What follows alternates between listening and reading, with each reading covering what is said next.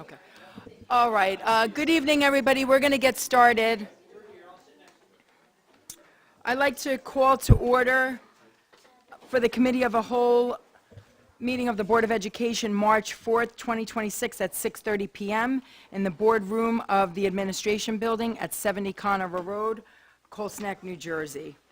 If I could please get a roll call, Mr. Marasco. Yes, you may. Mrs. Camera. Here. Mrs. Horowitz. Here.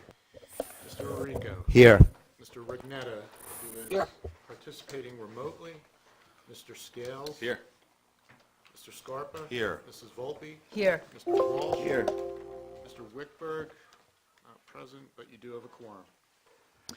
Okay, great, thank you. Pursuant to the Open Public Meetings Act, Chapter 231, this meeting has been duly advertised in the Asbury Park Press in a schedule of meetings dated January 23rd, 2026, notice of which has been filed with the Deputy Clerk for Colesneck Township, and the requirements of posting of notices have been met. At this time, I'm going to ask everybody to rise for the flag salute and stand for the national anthem.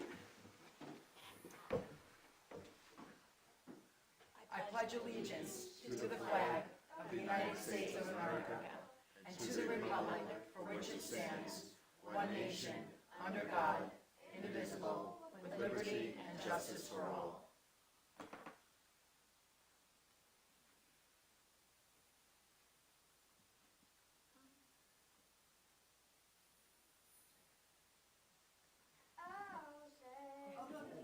No, go right ahead. Go ahead, Danny. Go right ahead. Yes. Go ahead, Danny, sing. Say, can you see by the dawn's early light, lights of proudly hailed, as twilight's last gleaming.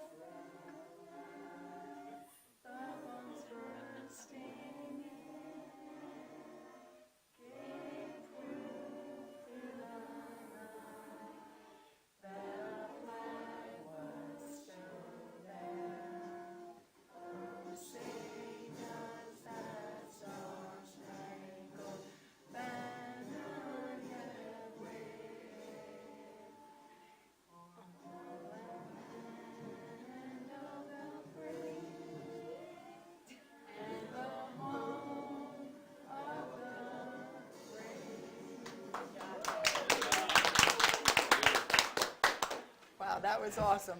I apologize for my horrible voice. Thank you so much, Danny. Okay. Oh, okay. Yes, absolutely. Can I get a volunteer to read our mission statement this evening? Anybody like to read our mission statement? Mr. Rico, go right ahead. The mission of Colesneck Township Schools is to empower and inspire students to be confident, creative, self-sufficient learners who maximize their strengths and talents and contribute as responsible participants in their ever-expanding world. Great. Thank you, Mr. Rico. Tonight, before we get started with our agenda items, I just want to call attention. I want to point out that this week we lost 6 members of our military due to the conflict in Iran. So I just wanted to go over their names just so we would remember them as a Board of Education. We have, actually, I'm going to ask Brian to do this for me.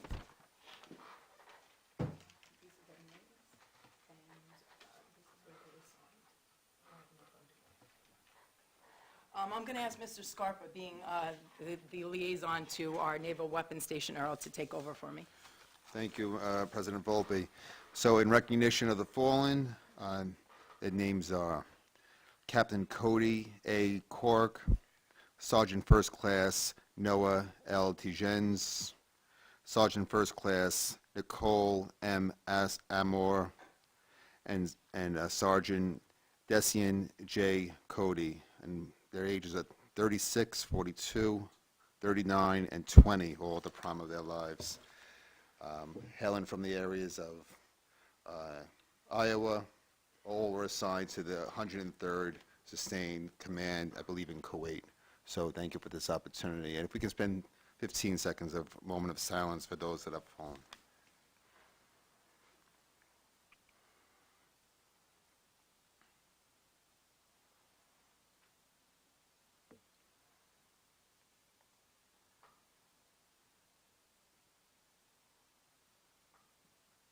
Thank you.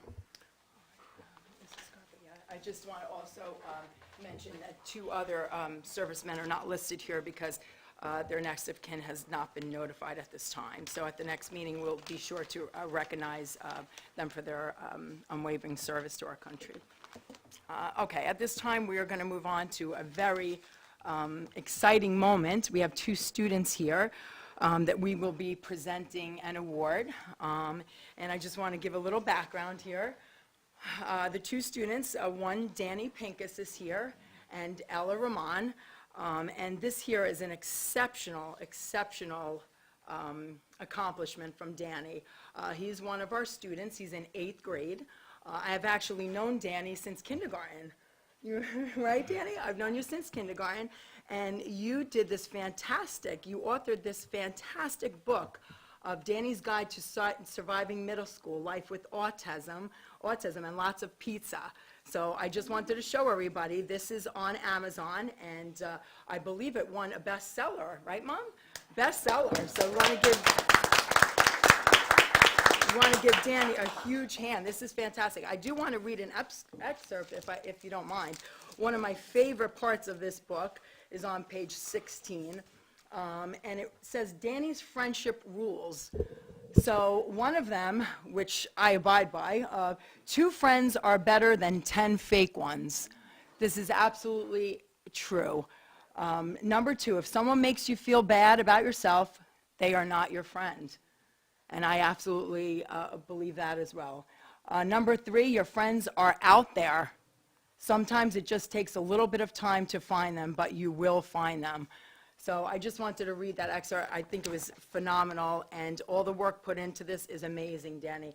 Our district is absolutely so proud of your accomplishment, and we just want to recognize, the Board of Education wants to recognize you tonight. You're very welcome.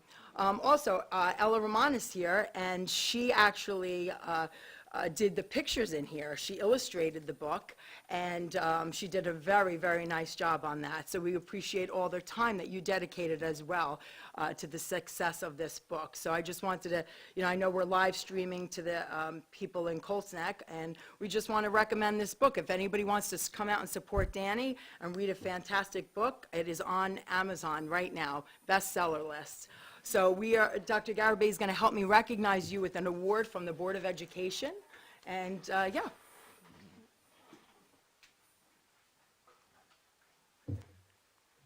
This is the fun stuff, right? So if the two of you would come join Mrs. Volpe and I, come on up for a second, please. Come on. How about Danny right here? Allie, want to sit over here? Great. Okay. So we have a special certificate that we give out. Okay, and we're the Colts Neck what? What's the mascot? The thing that runs around with the jersey at basketball games and stuff. What's that? What is it? I'm thinking. Are we the Colts Neck Frogs? I'm having Are we the Colts? the Colts. We are the Colts. We are absolutely Colts. So when we have the Colts, right, we have a special award that we give to special people in our district. And there's a lot of people who deserve a lot of special awards, but tonight, they're your special awards. And the reason why, and these special awards that we give out, we call them Golden Horseshoe Awards, okay? So, for Danny,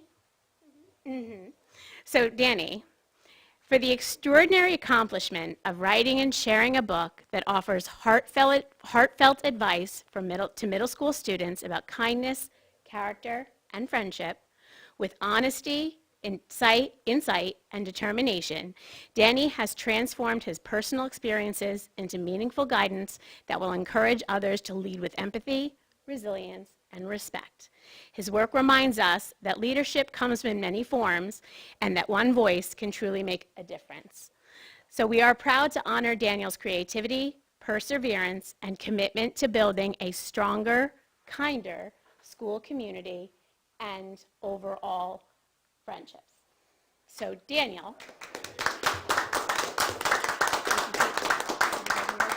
Yep.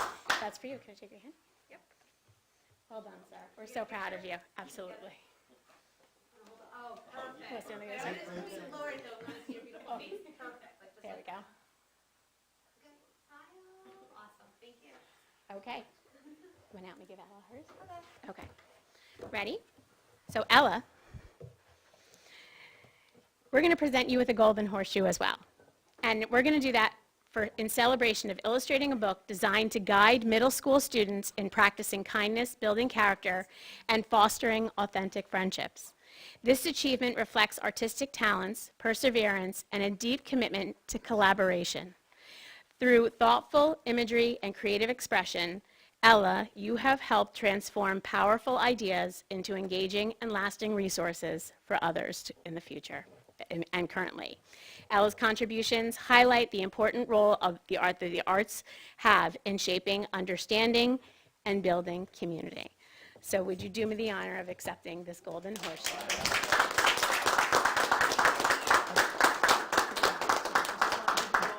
Danny, you're a fantastic kid. Fantastic kid, and you are too, honey. Yep, thank you for Want to do a coming. We're picture? so proud of you. Want to do a picture? Hi, picture.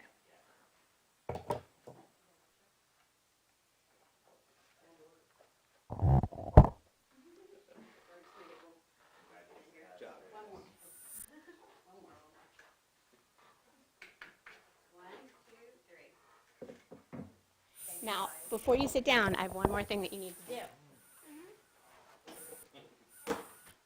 I need the two of you to sign this copy of this book for us. Anywhere you want.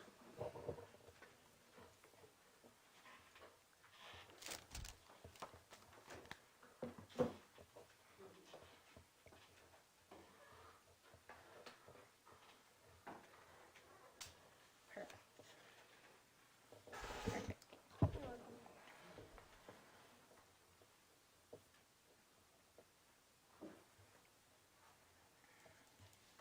Thank you. We are so proud of you. Thank you so much. Okay.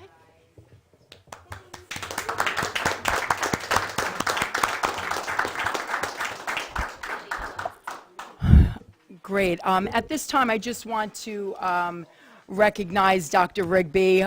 He always makes the time to come when we present awards to our students, especially Cedar Drive students. We just want to always continually thank you for all your dedication and hard work. The students that are coming out of this school are just exceptional, fine young men and women, and we are just so proud of them and all the work that you do to guide and lead them in their educational experience here at Cedar Drive. So thank you so much, Dr. Rigby. We certainly always appreciate you on our staff here, so thank you very, very much.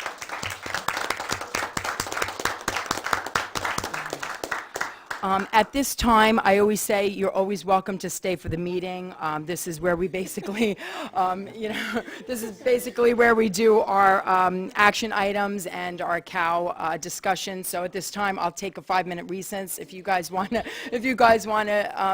cut out, that's absolutely fine with us. All right. Thank you guys for coming. Yeah. Thank you very much. Take care. All right.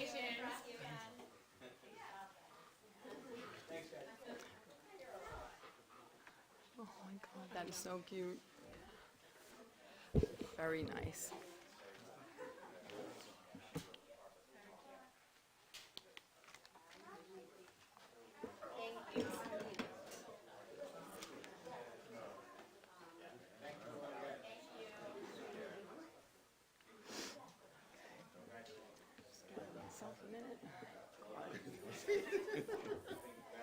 Congratulations.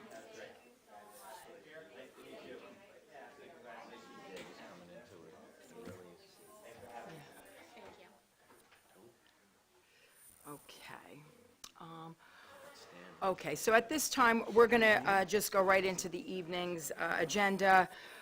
We are going to take notice of our information items. We have one listed there, if everybody wants to take a quick look at that. We'll open the floor to the public. If anybody wants to come up and have a comment or question, you could do so at this time. Just state your name and address for the record.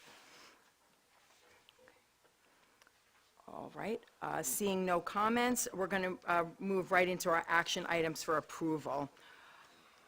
Yes, I'm sorry. Yes, absolutely. Okay, let me just look at this really quick.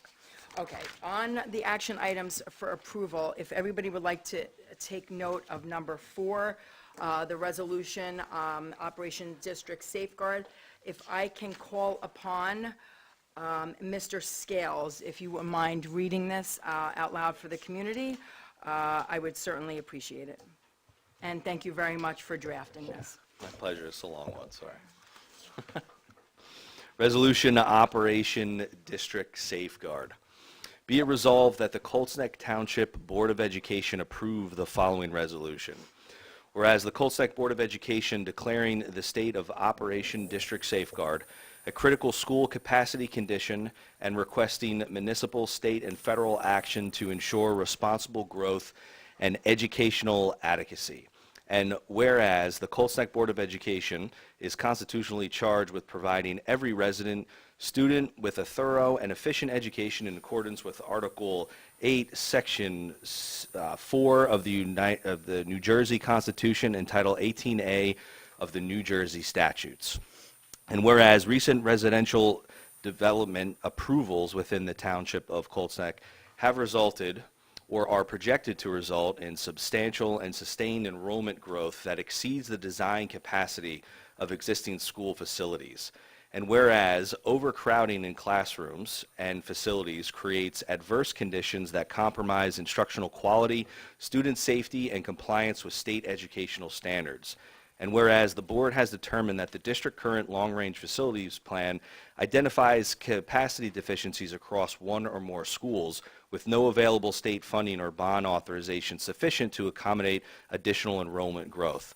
And whereas the board recognizes that municipal land use decisions directly affect school district capacity and that coordination between the governing body, the planning board, and the Board of Education is essential to safeguard educational quality. And whereas the board supports responsible and sustainable growth that aligns with available infrastructure, transportation, and educational resources, and further acknowledges that continued development without concurrent investment in school capacity will impose untenable fiscal and operational burdens on taxpayers and staff.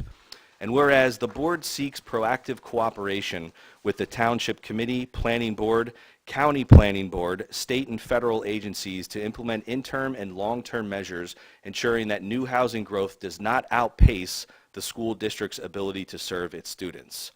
Now, therefore, be it resolved that the Colts Neck Board of Education hereby declares a critical capacity condition within the district as verified by current enrollment data and facility utilization reports, and directs administration to submit updated findings to the New Jersey Department of Education in accordance with NJAC 6A26. Formally requests that the Township Committee and Planning Board immediately consider a temporary moratorium or phased scheduling of residential approvals until a coordinated school impact plan is developed. Number 3, urges the municipality to adopt or amend its master plan and develop review procedures to include educational impact analyses and a required component of all major site plan or subdivision applications. Number 4, requests legislative and executive branch action, including review by the Department of Education, Department of Community Affairs, and Council on Affordable Housing to ensure that school infrastructure capacity is recognized as a limiting factor in municipal growth obligations. Number 5, authorizes the superintendent and board attorney to engage with municipal council, planners, and relevant agencies to pursue joint strategies such as developer impact contributions, age-restricted housing incentives, or other lawful mechanisms that mitigate educational overcrowding. Number 6, directs the superintendent to prepare quarterly reports on enrollment trends, facility utilization, and class size data, and to make such reports publicly available. Number 7, invites and encourages collaboration with community stakeholders, parent associations, regional, state, and federal union educational officials to advocate for adequate facilities funding, responsible growth, and preservation of educational quality. Be it further resolved, copies of this resolution shall be transmitted to the Township Committee, Planning Board, County Superintendent of Schools, Commissioner of Education, Secretary of Education, Governor of New Jersey, local and federal legislative representatives, along with supporting documentation outlining current capacity constraints and projected enrollment growth. Adopted this 4th of March, 2026 by the Colts Neck Board of Education. Great. Thank you so much for all the work put into that, Mr. Scales. I just at this time want to ask if anybody has any questions, comments on that particular resolution or anything from items 1 through 4. Any questions or comments? Okay, we'll take a roll call to move those items.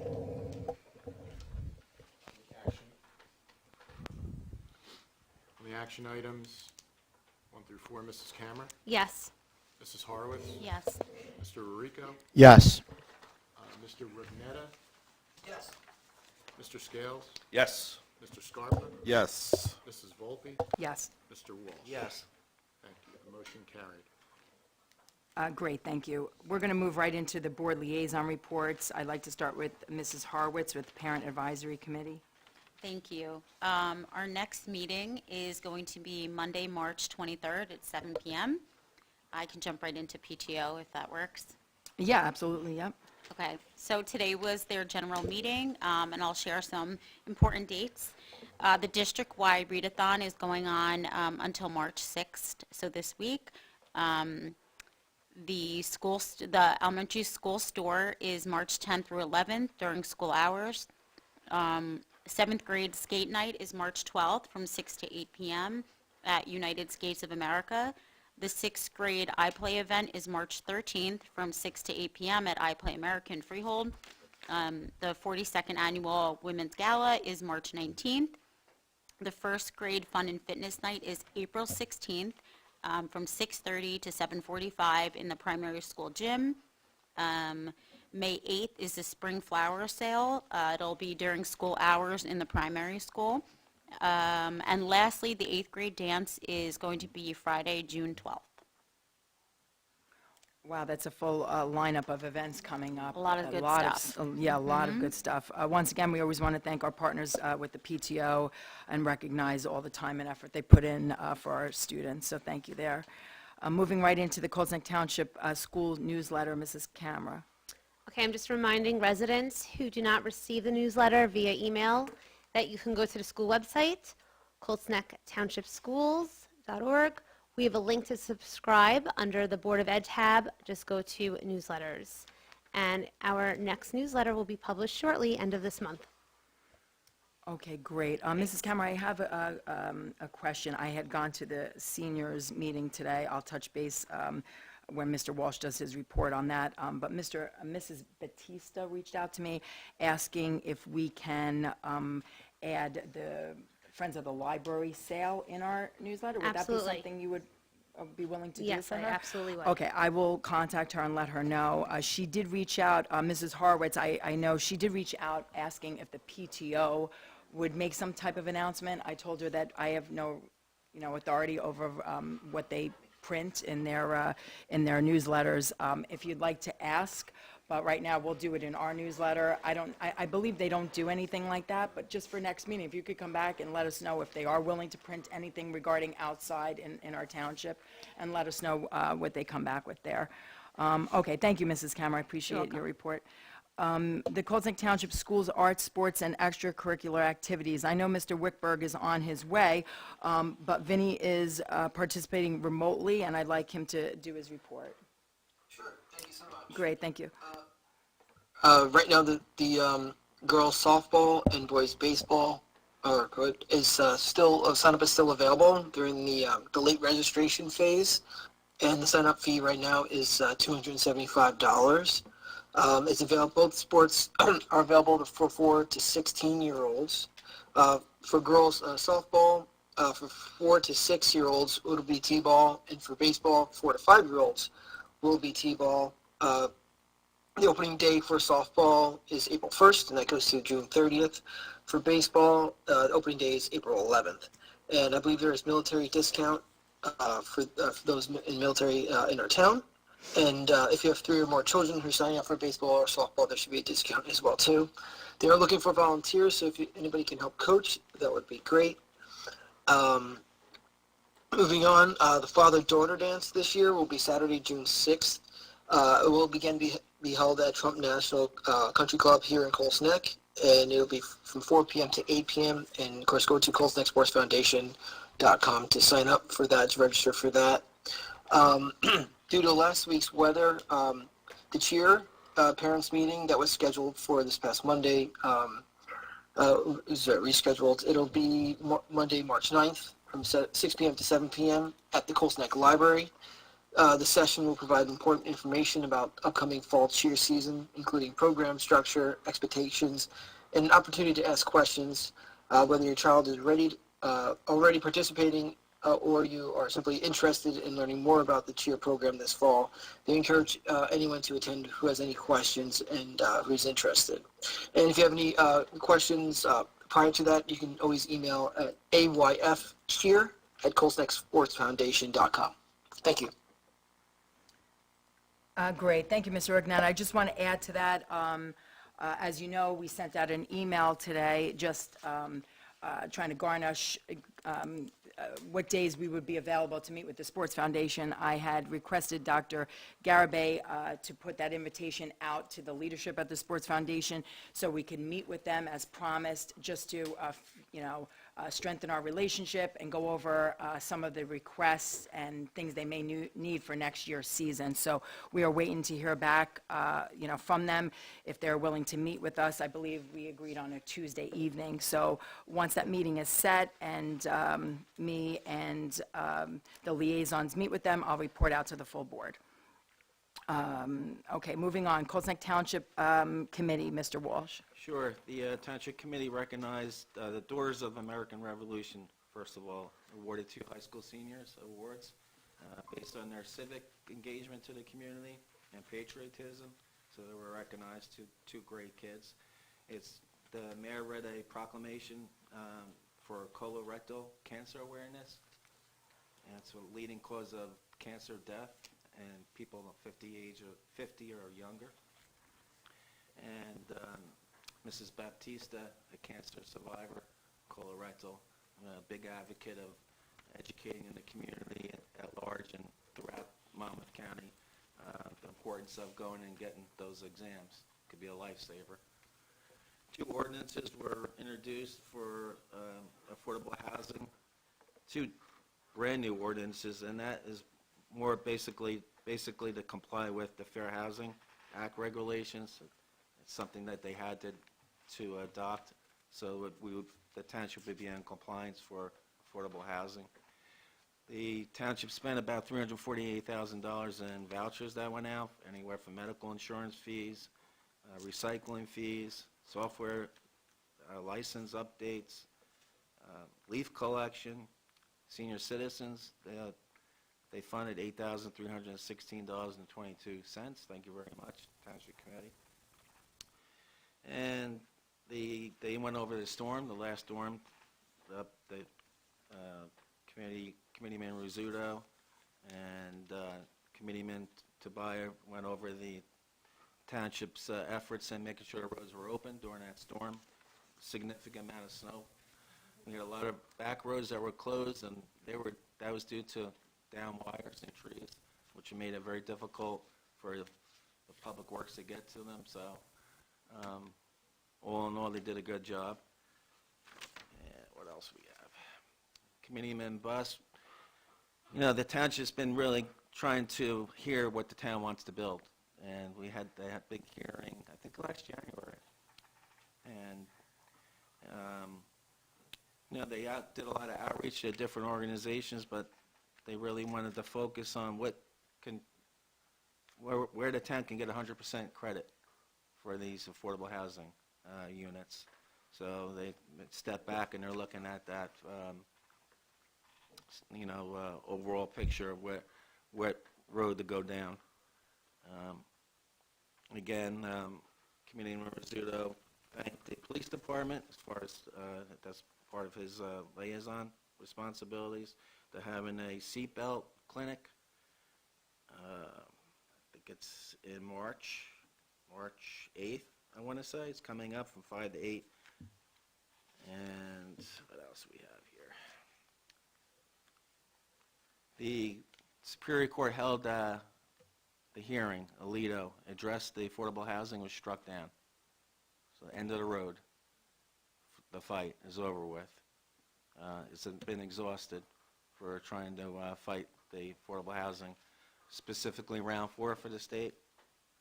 So here we are. And then they discussed basically the importance of working together as a township and the residents and determining what best building going forward to meet the round 4 obligations. The passing of Tom Savage. He was president of Cold Snake Firehouse No. 1, they recognize. Great guy. Served this town for years and years and years. Volunteer service to Cold Snake Firehouse No. 1. Personally know Mr. Savage. He was a great guy. He passed away. And that's it. Township Committee. Okay, all right, thank you for that lengthy You're welcome. report. Moving on to Mr. Scarpa for the Naval Weapons Station, Earl. Oh, did I miss you? I'm You sorry, did. I'm so It's okay. sorry. It's Mrs. okay. Cameron, the 250. I'm Thank so you. No, it's sorry. okay. Thank you. Thank you to all that came out Sunday, March 1st to celebrate George Washington's birthday as our town's kickoff event for the year. It was rescheduled because of the snow. It was also hosted by the CNBA. It was a night filled with delicious food, drinks, beautiful costumes, and great people. Mayor Viola, Deputy Mayor Bezzetta, Councilwoman Buss, and Councilman Rosetta all attended. And I saw the costumes because I am on the Colts Neck, New Jersey 250th page, so I am reminding everyone to join. There is a page both on Facebook and Instagram, so you can see the highlights from that evening. Okay, I also want to remind our residents that our school district is in the middle of our patriotic theme for Read Across America Week, with tomorrow being American Pride. Celebrate that we are all on Team USA by wearing your favorite jersey. Reminder to our families and high school families that the calendar contest is on. So Dr. Garibay created and shared a flyer for the township's contest, and it's on, again, our Colts Neck Township Schools website under our USA 250th tab. Likewise, we have our Board of Education video contest under the same tab, so I encourage families to go on and get your kids involved. Under that same tab, we also have links to Monmouth County, New Jersey website, all the Monmouth County library programs. We have links to what's going on with the nationally, the White House, the State Department of U.S. Department of State, the National Park Service, Smithsonian, etc. So there's just so many ways to get involved. The Historic Preservation Society will be sending out a fundraising letter, mostly for preservation efforts at the Montrose Schoolhouse, and that's Colts Neck's historic one-room house. Most of you already know that. It's part of many historic programs, including educating our students through field trips, so I'm encouraging, if you're able to give. And last, I did send Dr. Garibay a link for the 1776 flags that Sue Fitzpatrick had ordered and are around our town hall so that we can emulate it and have it around our schools as well for America's birthday. So other than that, everything else is the same from the last time we met. Okay, great. Thank you for all those updates as well. We're going to the Colts Neck Township Senior Citizens. Mr. Walsh. Yeah, I'd just like to, the Board of Education, give its sincere condolences and prayers to the president of the senior citizen. His son passed away this past weekend, tragically. He was a great kid, 26 years old. He's a baby in the family. Children, 5 children. He's a great kid, smart. He's working, just almost finished with his MBA, and just tragically passed away. Raymond, the president, is a great guy. He's been serving this town for years as part of the fire department, the fire police and all. Just a great family. And Chabelle's well known, been in the school system, still the little kids, grandchildren and all. So I just want to extend our sincere condolences and prayers to Raymond and Tam. So I know, I hate to even talk more about, seniors that's with that loss. The superintendent made sure that the seniors were invited to a play on March 19th at 12:45 at Cedar Drive. She extended an invitation to see Alice in Wonderland, a dress rehearsal. Our president went to the meeting today and personally gave out flyers. So maybe you want to pick up from there. Yeah, Make sure they, we want to keep them engaged and always make them feel welcome in our schools. Yes, I went there today to give a personal invitation to all the seniors. I handed out these flyers to almost every single person there. The vice president, Mrs. Walton, she was exceptional. She actually asked if I'd like to make some remarks on behalf of the school board. I was very honored to be able to get up and speak. So not only did I invite the group to our performance of Alice in Wonderland, I just let them know about the achievements once again the past few months, about becoming Purple Star School, our ranking number 15 out of over 650 some odd school districts on money.com. And I also mentioned the fantastic visit from Secretary McMahon. Everything was well received, and hopefully we will get a big turnout. I told them that the kids have been working so hard, performing and practicing their roles, and that they would be the first ones to witness the play. Put some during food the out, Doc. Put some Yeah. food out Yeah. there, and they'll come for sure. Well, I was talking with Frank, and he's like, mention it's free and it's in town, and that'll get them to come. So hopefully, like I said, I'm waiting to hear from Dr. Rigby to see what the turnout is. But I gave this out to a significant amount of people tonight. So anyway, thank you. If you can continue with whatever else you have, Well, Mr. I'll Walsh. just say one last thing. The seniors have a trip to No Limits Cafe, That's a great place. and that's a special cafe in Red Bank where the disabled kids, special needs, prepare the meals, serve the meals, and they're going to go there, which is great. Maybe we should go one day as a Board of Ed. So that's tomorrow, actually, in Red Bank. I wasn't even aware that was in town, but everybody should get out and support that, and we should, as a board, maybe go out one day for lunch. Yeah, would you like to do Yep. it as a group? Yep. Okay, all right, let me see, I don't know too much about it, but let's see if they take reservations. We'll see if we could get a reservation for all of us to go out and support them. So I'll touch base once I find out. May I circle back? Yeah, absolutely, yeah. Just circling back to the March 19th invitation to the seniors, just a reminder for everyone who would like to attend as our guest to please bring an ID when they're coming in, because they'll go through our visit. No, that's okay, that's okay, that's why I'm at it, and we'll follow up with another communication to them, just to make sure, through our visit. Absolutely, absolutely. Thank you to Dr. Rigby and the students and staff involved in this play, looking forward to it. All right, terrific. Okay, moving on, Mr. Scarpa, if you can Yes. do your report for Naval Weapons Station, Earl. Sure. And before we get into the Earl, I will say I know the No Limits Cafe quite well. I'll be happy to help coordinate that. Oh, excellent, okay, great, thank you. So yes, absolutely, thank you. Great program in Red Bank. This is a formal invitation to our residents from Earl in our schools for the summer program.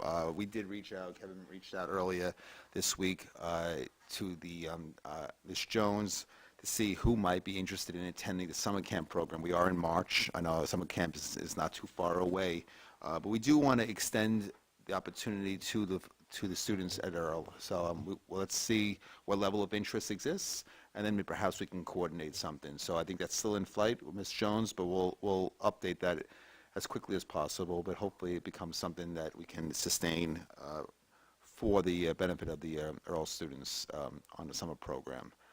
But again, the formal invitation went out to see what level of interest they would be interested in participating for the summer camp program. She did say that they do participate in camp on base, but maybe we can work out something where they can be more proactive in participating in the summer program here.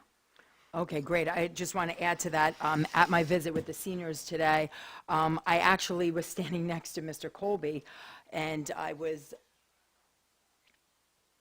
unaware that he was there. I never met him before, so I just chatted with him a few minutes, and I let him know that we're willing to work with him to make sure that the military children are given any type of opportunity, and he's completely on board to Excellent, thank you. to collaborate with us on that mission. So I was very happy to meet him and speak with him. Anything else, Mr. Scarpa? That's all, thank you.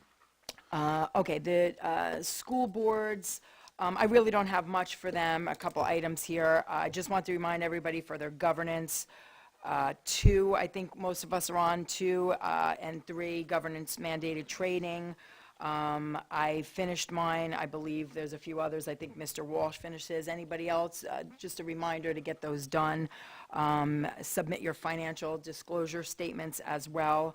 I also wanted to touch base. I was invited to attend on Tuesday, March 10th. Dr. Garibay sent out the invitation. We are going to the event at Wolf Hill Elementary School. In Oceanport. It's the 8th grade dialogue. I went last year, and it was an exceptional event seeing all these children represent their districts, be on stage and speak so well of their own district. Am I allowed to say the girl who's representing us? Oh, I wasn't sure. Okay. So I wasn't sure if that was allowed. I just want to make sure. So our district, our 8th grade class, Paula Kozix, I actually know her, very, very nice young lady. She performed in the play last year, did an exceptional job. So I'm so very proud that she will be representing our district in our 8th grade class. So I will be there with Dr. Garibay and Dr. Rigby, and I'm looking forward to that. So I'll report back at the next meeting. All right, that will conclude the state and county school boards. At this time, we will start the committee of a whole work session. Let's see what we got. We have nothing under the ad hoc affordable housing. Oh, I'm sorry. Oh, I'm so sorry. No, I apologize. That's why my esteemed colleague and I were snickering. Oh, okay. We've got some breaking news, which I think Oh, okay, yeah, please take the floor. you want to do the breaking news like do-do-do-do-do-do-do. Mr. Walsh had told me that the town had just released the program area decision. So my trusty AI tool, I just put in that PDF, and I'll read what this means, because let's just say Operation District Safeguard could not have come at a better time. All right. So what the program area decision is, what the document was, it was a dispute between the Township of Colts Neck and the Superior Court of New Jersey. So this decision came out today, the 4th. The court reviewed Colts Neck's housing element and fair share plan if it meets the requirements of the New Jersey Fair Housing Act and the Mount Laurel Doctrine. So essentially what we had presented was the 0 units from a rehabilitation perspective, and then our 4th round obligation was, which 4th round is from 2025 to 2035, would be 100 units. Our prior obligation was 218 units from the earlier rounds, and that was completed. And then 306 units from the 3rd round, which is partially completed. The 3rd round is Lavana Square. So when the remaining 3rd round units are combined with the new 4th round obligation, the town must address 239 affordable units. But unfortunately, the affordable housing program concluded that Colts Neck's plan does not comply with the law. The township attempted to use what's called a durational adjustment, which you've heard us use quite some time. And we should not have to approve any new affordable housing construction during this 10-year cycle. The reviewing body determined that this approach does not satisfy the Fair Housing Act in Mount Laurel, and the following development sites must be approved by May 13th, 2026. We have Aubrey Road, which is 68 Aubrey Owner LLC. That's 36 acres. It's an estimated 204 units. Another active acquisition, Route 537 site, which is the Wellspring site, 263 units. And then our friends over on the Dutch Lane Road that the town's been fighting tremendously, 389 units. So the total affordable units for these projects must equal 171 units. That's essentially 20% affordable housing out of those units. If you add up all those units, the town must approve 856 new units by May 13th, 2026. If we fail to do that, the consequences are we lose immunity from the builder's remedy lawsuits, and then developers could continue to sue and potentially force housing approvals through the courts. So bottom line, our plan was inadequate.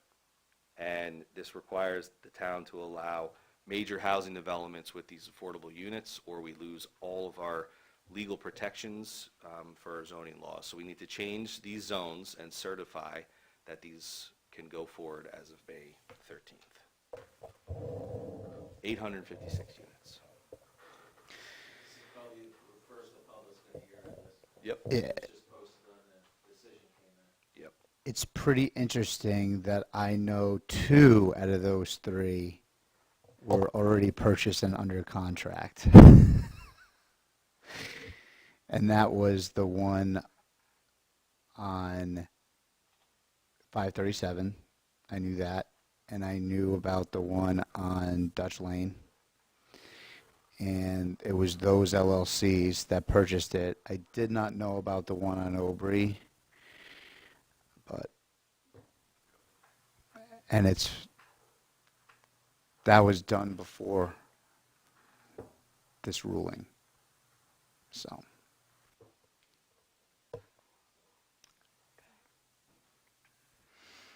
Okay, That concludes that's- my ad hoc affordable housing report. all right. Definitely not what I expected this evening. Anybody want to comment on that discouraging news? I just think that the times are shifting, and first of all, Mr. Scales, thank you very much for the very thorough presentation earlier, because it really set the benchmark of expectation of what we have to do in face, or what's coming down the pipeline, especially with 800 and somewhat units that could potentially be built here. It's quite concerning. It's quite concerning. And then we have to look at the transportation infrastructure as well. That's a critical piece, not only housing the students, but transporting. And that's a very, very expensive piece of our infrastructure, that gets brought up into the Finance Committee. So thank you for shedding light on this. This is not good news. And I think we need to have this at the top of every meeting so that we can deal with it on a month-by-month basis, because it needs to stay in the forefront of our thoughts, because this is going to require some extensive forward planning, especially when you have a school that is near capacity, and we're going to have to likely shift things around depending upon who moves in and what that timeline might look like. But I'm very concerned about the transportation piece as well. I'm concerned about our finance meeting that was held prior to this and how that's going to change our direction there as well. But I'll Okay. say one thing, our Board of Education, I feel we're up to it, the challenge. And we're going to meet and address the situation and make sure our kids in the future are educated the very best, the best facilities, the best teachers. I'll give the board a lot of credit, everybody sitting here, for their work and effort and preparing for this new developments that are coming our way. Anybody else have anything to say on that? All right, we'll move right into buildings and grounds, safety and security. Mr. Walsh, if you want to take the lead on that. I think a lot of the building and grounds issues are going to be, we're going to talk about in finance and address the infrastructure needs for 2026 7 and beyond.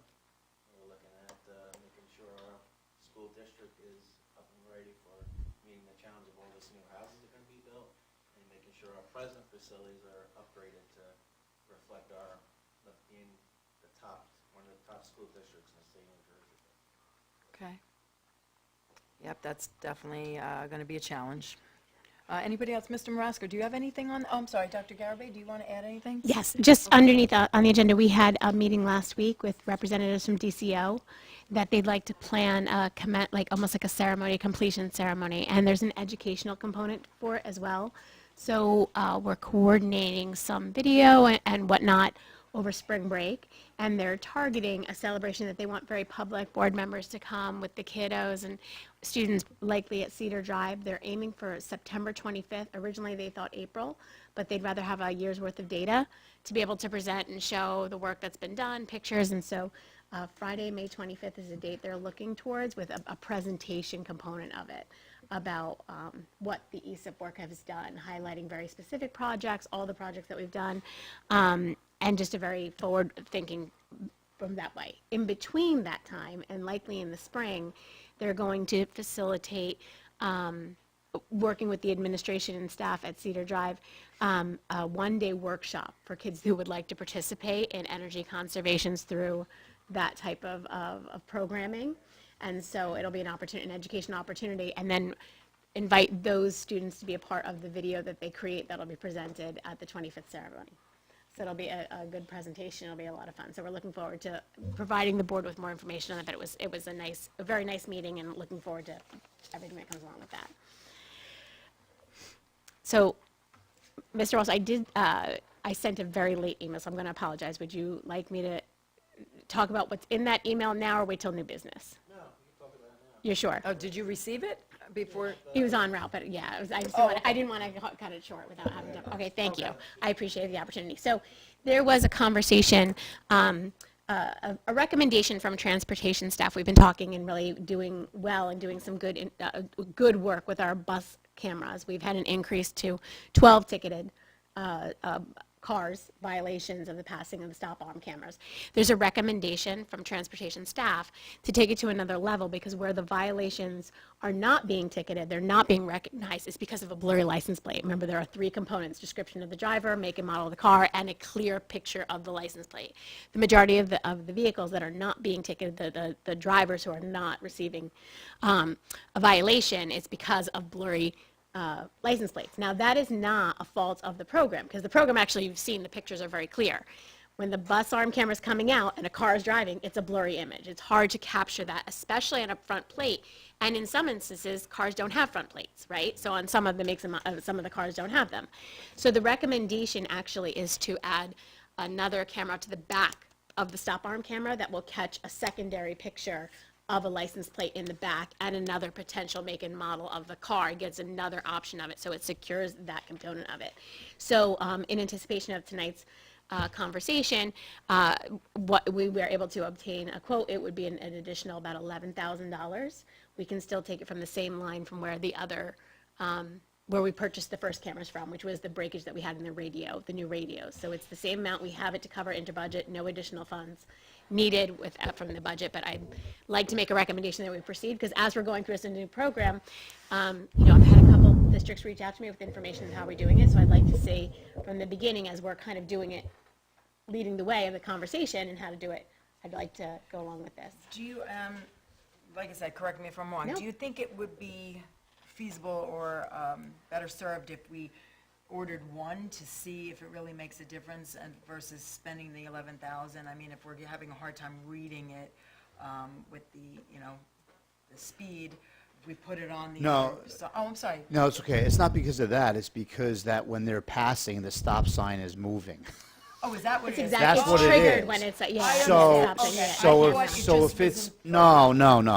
Okay. So when it's out, that's when it'll, Okay, and so so it's if they gotta are, be so if stationary they and are not moving. passing Right. and they're going so fast and the stop sign's coming out, it's blurry because the stop sign is moving. But once it's stopped, it'll get a very clear picture picture of the back. So of why the didn't back. the company that Yeah, so. that does this. Why didn't they know about this No, before? they do. So Mr. Rico and I met with the folks 2 weeks ago.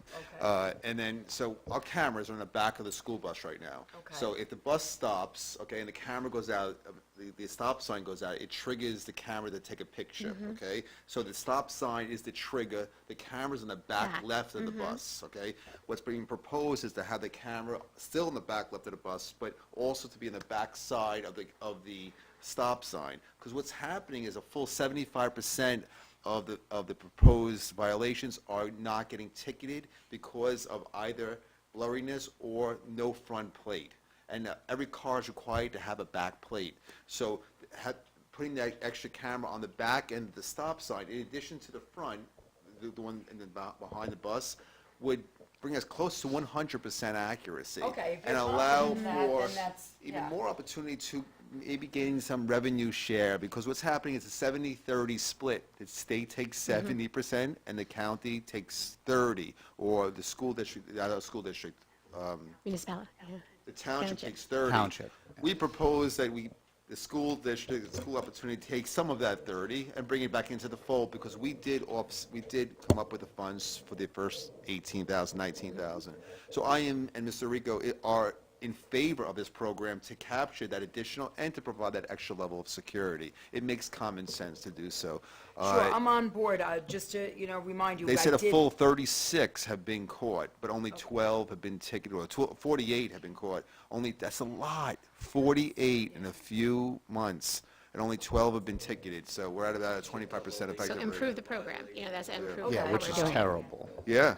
All right, so I Yeah. think the board would support it. I just Yes. want to remind you that I did go to the town, the last committee meeting, and we're still waiting on an answer if we can recoup that to basically put it back into our funding for Sure. security. I have not heard back. Maybe, Mr. Walsh, if you could reach out to one of the members on the committee and see where that's at. I think the attorney, Mrs. Bennett, said she was, yeah. Okay, so yeah, let's move on that, because I'd like to see if we could get that money rolling in, even if it's a small percentage, it's something.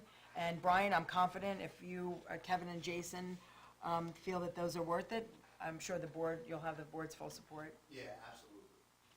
All right. Any other comments on purchasing the extra? Oh, I'm sorry, Mr. Regnata, go ahead. Hey, the camera that's on the back of the bus, is that just not at the right angle to get the license plate? No, it's blurry because of the motion. So it's in the right spot. They come out and actually position it in the right spot exactly to get it. And in the presentations we've seen, the pictures that we do get are very clear. It's just when it's moving, there's a better opportunity to get a secondary picture. Yeah. And the numbers, Mr. Scarpa, we're talking about are right on. There's about 30, at this point in time, is about 37 that have been captured, but unable to be ticketed because of the clearness. All right, great. No more comments on that? All right, anything else for the Buildings and Grounds Safety and Security Department? Thank the town, our staff for making the. Oh, can you put your mic on, please?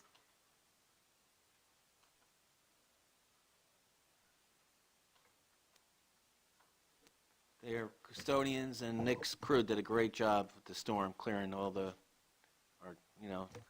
snow out of so the kids can get into school. It was a lot of snow. And, more importantly, our facilities stay warm. There were no pipe leaks, no water leakage. Thanks to Nick and as facility director and his whole staff.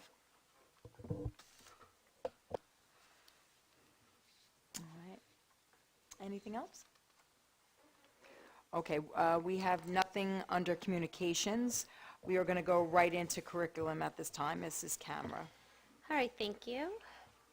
All right, all board members have a folder, and the folder has the attachments. It was also on the agenda, so you may have already seen this, but it's another version. So this is our K through 8 assessment calendar for the 25-26 school year. So what I did is I kind of organized it a little differently, so I could just go by grade real fast. In kindergarten, we start with DIBBLES. DIBBLES is phonics. It's an early literacy screening. And then we use it throughout the K to 2 for progress monitoring. We have the Envision topic tests. We have bar comprehension checks, which is really a formative check for reading comprehension. And by formative, I just mean something that the teacher is sort of ongoing in class discussions, quick writes, things that the teacher's monitoring. We have our Fontes and Pinnell reading, which is for fluency and comprehension, which we talked about at the last meeting, replacing that for elements of our Being a Reader program. And then we have our on-demand. So if you add that up, that's approximately 30 assessments that we're giving our kindergarten students. Well, I was counting each topic test.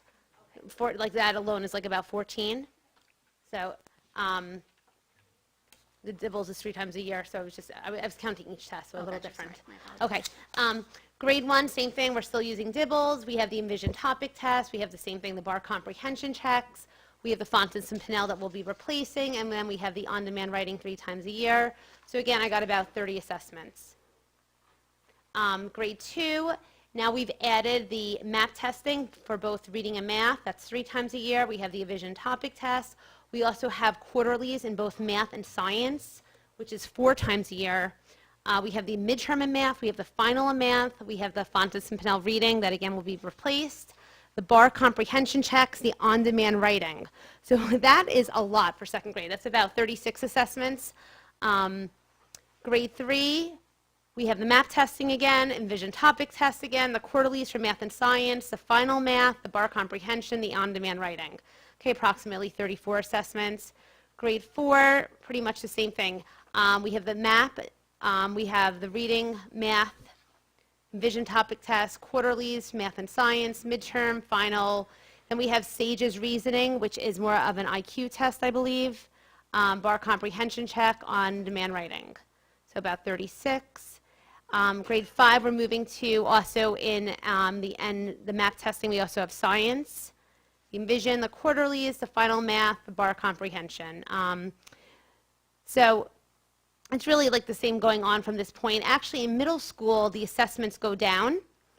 And we have the MAP, we have the Envision, the quarterlies, the final math, the on writing. So that's pretty much the same for 6th, 7th, and 8th. So there's actually a slightly less in the high 20s in middle school than we do.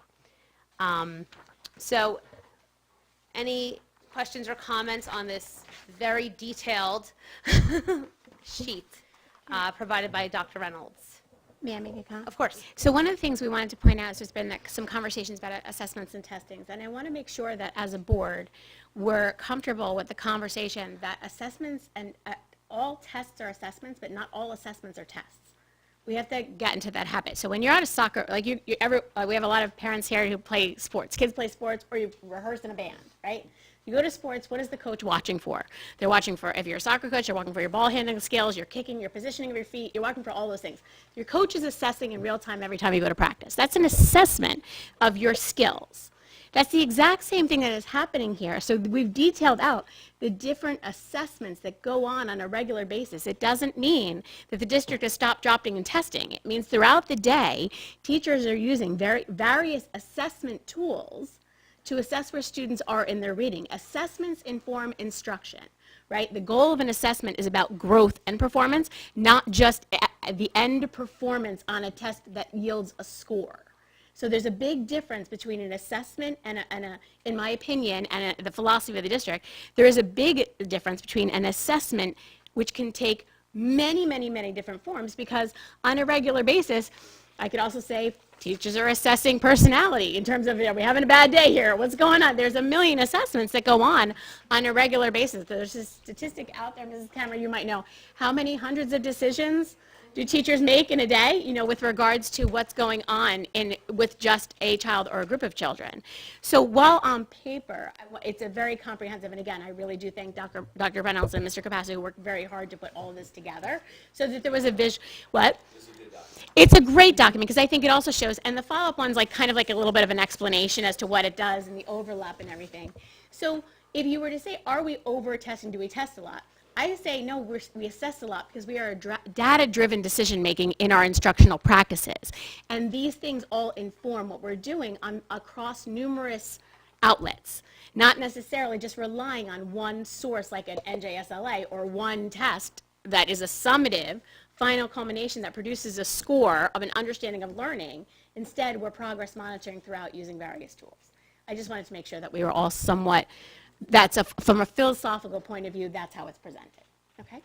Sorry, so that's all I just wanted to, because it is a lot of information. I totally understand that. And just like adding on, so you have, really what Dr. Garibay was first talking about is what's called your formative assessments, where your teachers are just like checking in to guide instruction on an individual lesson. There might be like an exit ticket or a class discussion.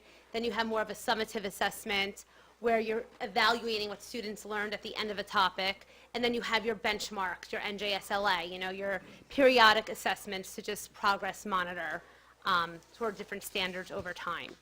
So if we can now pull out the second sheet, that's just sort of a comparison. And just, you could argue some of these points, you could agree with some of these points. This was a little bit more subjective, but this is Dr. Reynolds' thoughts.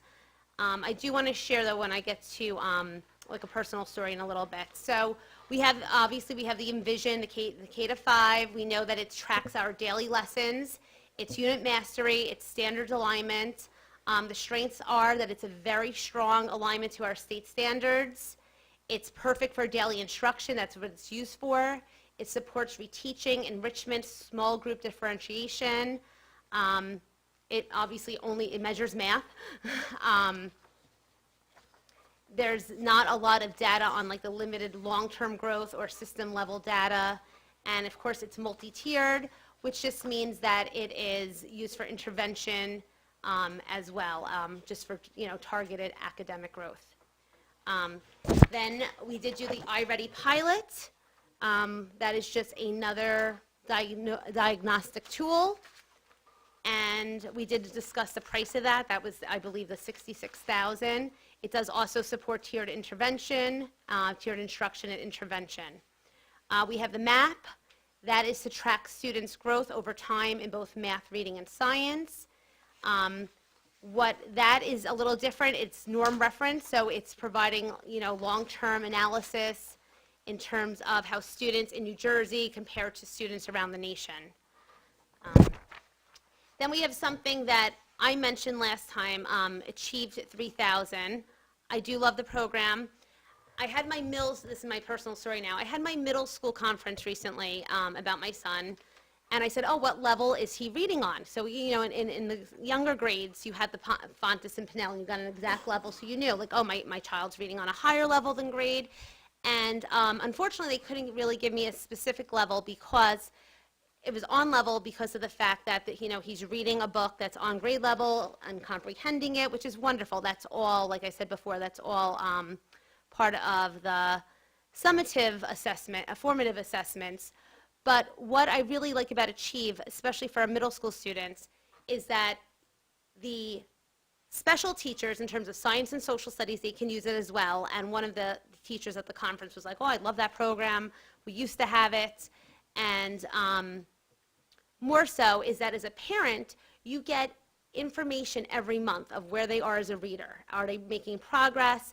And then on top of that, you have 3 benchmarks. So you have 3 level sets are called. So I do think it's a fabulous program. It's something we might want to consider. Our curriculum committee, or maybe pilot it for 1 year to see, get some feedback. Maybe Dr. Garibay and Dr. Reynolds and I can, and the curriculum committee can maybe talk more about it. Maybe it's something we want to bring into the middle school, because now that we have our Being a Writer program in K through 5, we have a program that's going to give parents feedback of what level their students are reading at. But then when we get to the middle school, we really don't have a program that's as structured as that. So that was just something I kind of took away after his conference. So, really, I think we're very strong. We have plenty of assessments, all different kinds, from our daily unit instruction, that's our Envision Math, our Being a Reader, Being a Writer. We have the long-term benchmark growth, that's our MAP testing. We have targeted diagnostic testing that's built into our programs. We have tiered intervention that's built into all our programs. So overall, I think we have a strong foundation. I think the weakness was really in middle school with really knowing where your child is at what reading level. And parents should know that. You should know if your child's on level, below level, above level. You should have an idea of where they are. Anyone else want to comment? Again, this will take a while to read. And just recognizing it is, it's her opinion. Some of it I agreed with, some of it I disagreed with, but it is, and blue is sort of, her thoughts, her reflection on our different programs. Yeah, and I want to extend, Dr. Reynolds had a prior engagement. She wasn't here, but she's happy to come back at any time if we want her and feel like the conversation. Go ahead. More so for Dr. Garibay. So the Achieve 3000, based on what you said, seems like it could be a good program, but we have used it in the past. And We have. So why, what happened that we're no longer using It priced it out, the district. So when we were, Okay. it's extremely So expensive. it was just a cost? Correct. So it is it's based on, it provides leveled nonfiction newsletters. The news basically is what it does. And it levels out the reading based on whatever this level set is at the time. So students take an assessment at the beginning, and then they can grow based There on the is difficulty fiction now. levels. They've updated Oh, it. I'm They have, sorry, yes, okay. they do now have So when we fiction had as it, they well. didn't have Right, that. no, they didn't, at the beginning, they didn't have fiction. Sure. But now they do. So it's an online program. It is like a supplemental type of activity kids would do at home or during, small group instruction or whichever. And then as students were able to progress through the articles, answer the questions, the articles would get adaptive. It's an adaptive type of program. So that's what it was. So we did have it here. Okay. And then we went to Newsela, like a lot of districts, when it started to become pricey because they don't base it necessarily, it's site license wise, so it's Right. expensive. It is a great tool. It's just expensive. Right. So when we were looking at, the programs that we've had, we made the decision to move away from it. It's not saying we can't revisit it in some Right. way if there's a need, but there was just And when something we that. originally had it, didn't we have it for 4th and 5th too? Didn't we have it for some of the younger grades also? Yes. So it might be something we want to just target for our middle school students because we don't really have a way of assessing their reading level right now. Well, we use MAP, and MAP gives you the Right. They do MAP testing and language arts. Right. But Reading. this is every month. Like this is much, there's a lot more feedback. Sure. So, there's a lot of advantages versus just 3 times a year. This is like right away. If there's a problem, you're made aware, which I know as a parent, I like as much information as I can get about my children and how they're doing academically. All right, the last thing is, and it was a beautiful flyer that I believe we'll be posting on our website now, and hopefully, the one about the NJSLA testing, all the spring dates. Yes. Okay. Yes, but put a pin in that because I wanted to share. We just got a broadcast last week that they might be changing it again. So Oh, no. we put all that effort. There is so much time that goes into planning and scheduling and having that. And yes, you're right. It was beautifully done. Okay. We just have to go back and double check now that it is right. So Then I'm put a not pause on gonna that. read the dates then, what testing is, just know right now it's scheduled for May, I won't give the exact dates or anything like that, because it could be changing, so I'll revisit that at the next town meeting. I have a question. Are those tests able to be NJSLA? made up? And JSLA? Yes. Yes, there's Okay, we I have was- makeup windows. When we announce Okay. the schedule, there's makeup windows, they refer to it as. And when they Okay. make up the tests, the kids can take 2 in one day, they're allowed to take up to 2 in one day. Okay, because I Which remember is a a couple lot, years ago, we were away, and Giovanna had missed it, and I wasn't sure. I'm sure she... I'm sure she was pulled and, Yeah, I'm okay. sure. I just want the public to be aware that if you do plan a vacation in May, that you are able to redo it, so... Yes. Okay. Just a Yes. quick question but before you... it's not recommended, because then they're missing so much instructional time Yes, to I make up the agree, but testing. we But- happened to not even realize that we absolutely. booked it, and it was kind of like, Yes. Just before you move on, again, this document's probably the coolest thing I've seen.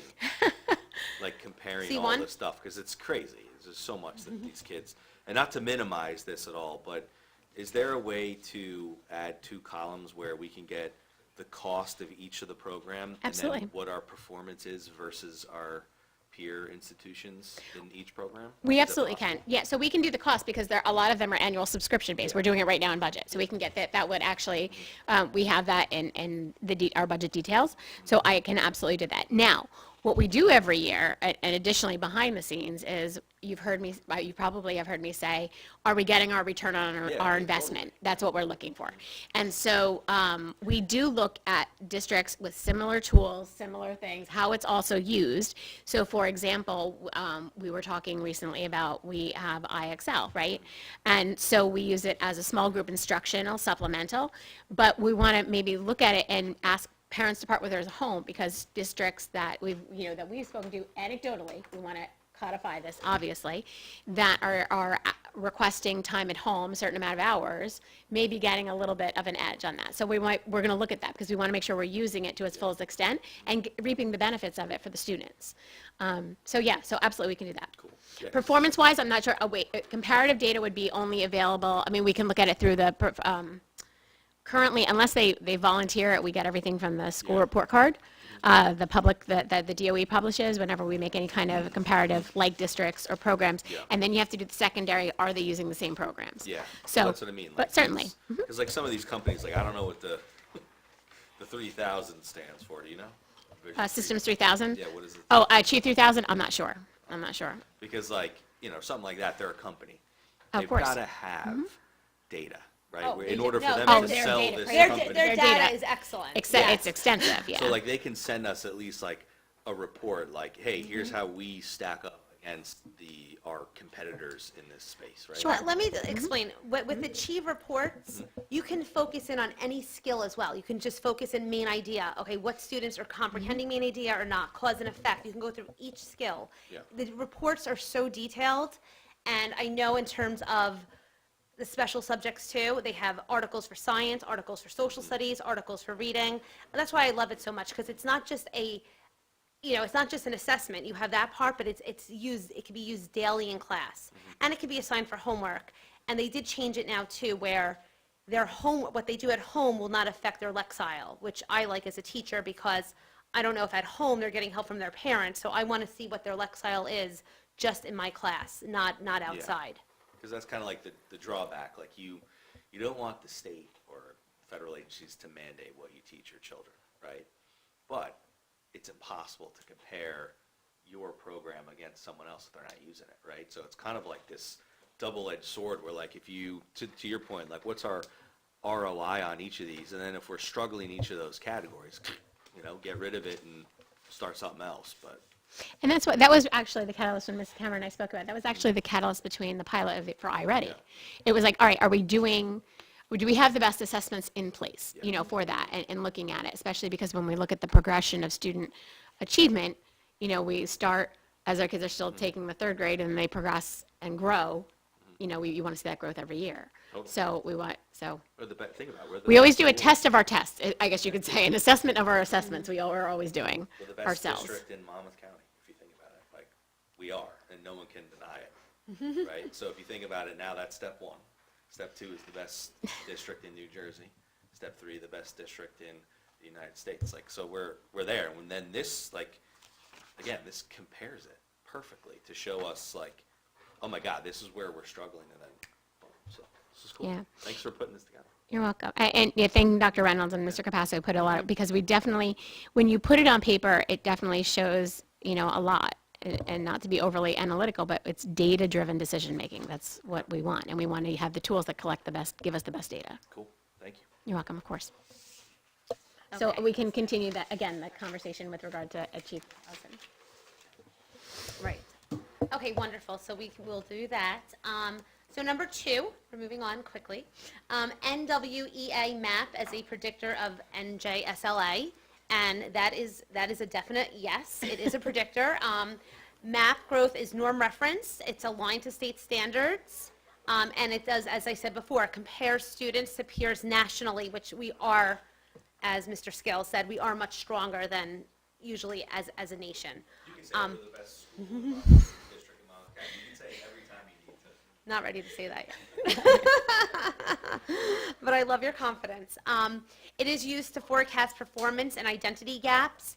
And it is something that I have recommended before that maybe we can eliminate and use something else. It's something that, although we could also obviously continue using it, Could we replace it with Achieve? Well, Achieve's very limited in terms of it's the predictor to NJSLA. So technically is using the SAVIX benchmark test, which I've mentioned before. They're not as strong of predictors as to NJSLA. But at the same time, you could also just look at last year's NJSLA and compare it, and that's probably the strongest predictor of all. And I would Your agree students with do you. One year, I would agree with you if the test your wasn't high different this year, students- yeah. And now, this year, we have that testing they took in September that now we can compare to the end of the year testing, because they did take that adaptive. But yes, this is, if everyone remembers, a complete transition year with the NJSLA. So we can no longer compare it to previous years, because we can only compare it to how the students did earlier this year. So maybe some MAP is something that and maybe after we take this NJSLA a few times, maybe it is something down the road we can eliminate just for cost, or, maybe again, we'll want to keep all these assessments. It's just a lot to think about, and we also want to just make sure we're not over-assessing as well. We don't want to take away too much of the instructional time as well. There's always that fine balance, which is why I think Dr. Garabay and I were both blown away when we found out in September they were taking full NJSLA, because it was just so much time when it was supposed to just be, testing how the new test was supposed to be. So that's pretty much it. Those are some of my thoughts. Like I said, most importantly, we have our tiered interventions. We are constantly assessing and, changing curriculum based on what we are seeing. Dibbles is excellent for early literacy, especially it helps catch dyslexia, thank you. And, my final thought really is the best predictor of NJSLA is previous years. But, MAP is strong in that sense. So that is the advantage of continuing with the MAP testing. Any other comments on that? Okay. And then number 3 is the Summer Bridge, 26-27. Mr. Scales spoke about including our military students more in that. I do advocate for our for continued Board of Education funding for the Summer Bridge. Last year, we had downsized it a little bit, and it was wonderful, so I would continue with what we did last year. At least that's my recommendation. Because we'll never get money for that again. That was just... Yeah, I mean, I can talk, it's a That was discussion for the beautiful. board. We just wanted to have a really good discussion, because I know it came up when we were approving the tentative budget last year. There was another grant that came out, there was another high-impact tutoring grant we didn't qualify for, because there was a requirement that a certain percentage of your students had to underperform on NJSLA to meet the eligibility. We didn't meet it. Our kids did too well, so we didn't meet the eligibility. We met it, we met the... no money for you. Yeah, we met the first high-impact tutoring grant, and that's what we funded when the accelerated learning loss grant was done. So we funded it for 3 complete years, fully funded. Last year was the first year it had to come into the budget. It is a $60,000 program. So and we've downsized it 3 weeks, those types of things. And for just budgeting purposes, and having open conversation, we want to just see does the board want us to continue with it? Do we want to, we've run 2 components, an academic component, we've run and also a performing arts component of it with a theater and band program. So would the board like us, or what is the temperature basically for the board's tolerance for us either absorbing all the cost again, putting together a hybrid where the academic program is at a no cost, where there is a minimal cost for the band and instrumental? Period, that the parents and the kids love that program, and the kids need that Summer Bridge program to ensure that they can succeed going forward. So every penny we spend on it that's what we're here for as a Board of Ed. Okay. Personally, I feel we should fund it 100%. The kids love going to school. They have they do the theater, so it's a combination of learning, academics, and also the kids getting together and having a good time. So I agree 100%. I advocate for speaking as continuing just it. myself. For continuing the board supporting the program. Oh, okay. I just wanted to, before, as we're putting these programs You have to together, get paid by someone, so.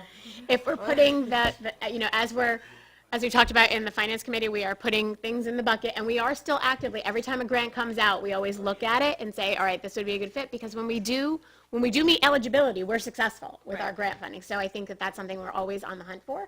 This year, there was no eligibility or funding for it, so we Kids can want kind to of, go to the school. They want to Right, they want to learn in the summer, so Yeah. who are we to The deny other- the any other child the component- opportunity to learn? Yeah, and the other component of that is that we also have, we run, facilitate in middle school, summer school for it, because there are some students that we require to come to summer school, and we bring that into the summer bridge component. So if the majority of the board wants us to, we will go that way. But it's already in the budget, right? There's already a placeholder for it? It is in the bucket currently. Yes, it is. Bucket? It is in the bucket. We call it, Mr. Marasco and I have about 20 buckets. And right now we go this and we put this in the bucket and this comes out, we do, that's the way the budget gets developed until the very end. Okay, So it is in the bucket it's in the bucket. right now, yes, Gotcha. yes. Okay. Thank you. Thank Okay. you. I'm done. Thank you. Curriculum is over. Okay. Okay, we're going to move right into finance. Oh, I'm sorry, Mr. Agnetta. Sorry about that. Go ahead. You're muted. There you go. I'm just saying a thumbs up emoji on that. We put sound to the thumbs up emoji. Oh, okay. Got it, yeah, I see. Okay, we're going to move right into finance. If we can get a brief report there. We're going to go to our co-chairs, Mr. Scarpa and Mr. Arico. You want to kick it off? You want to kick it off?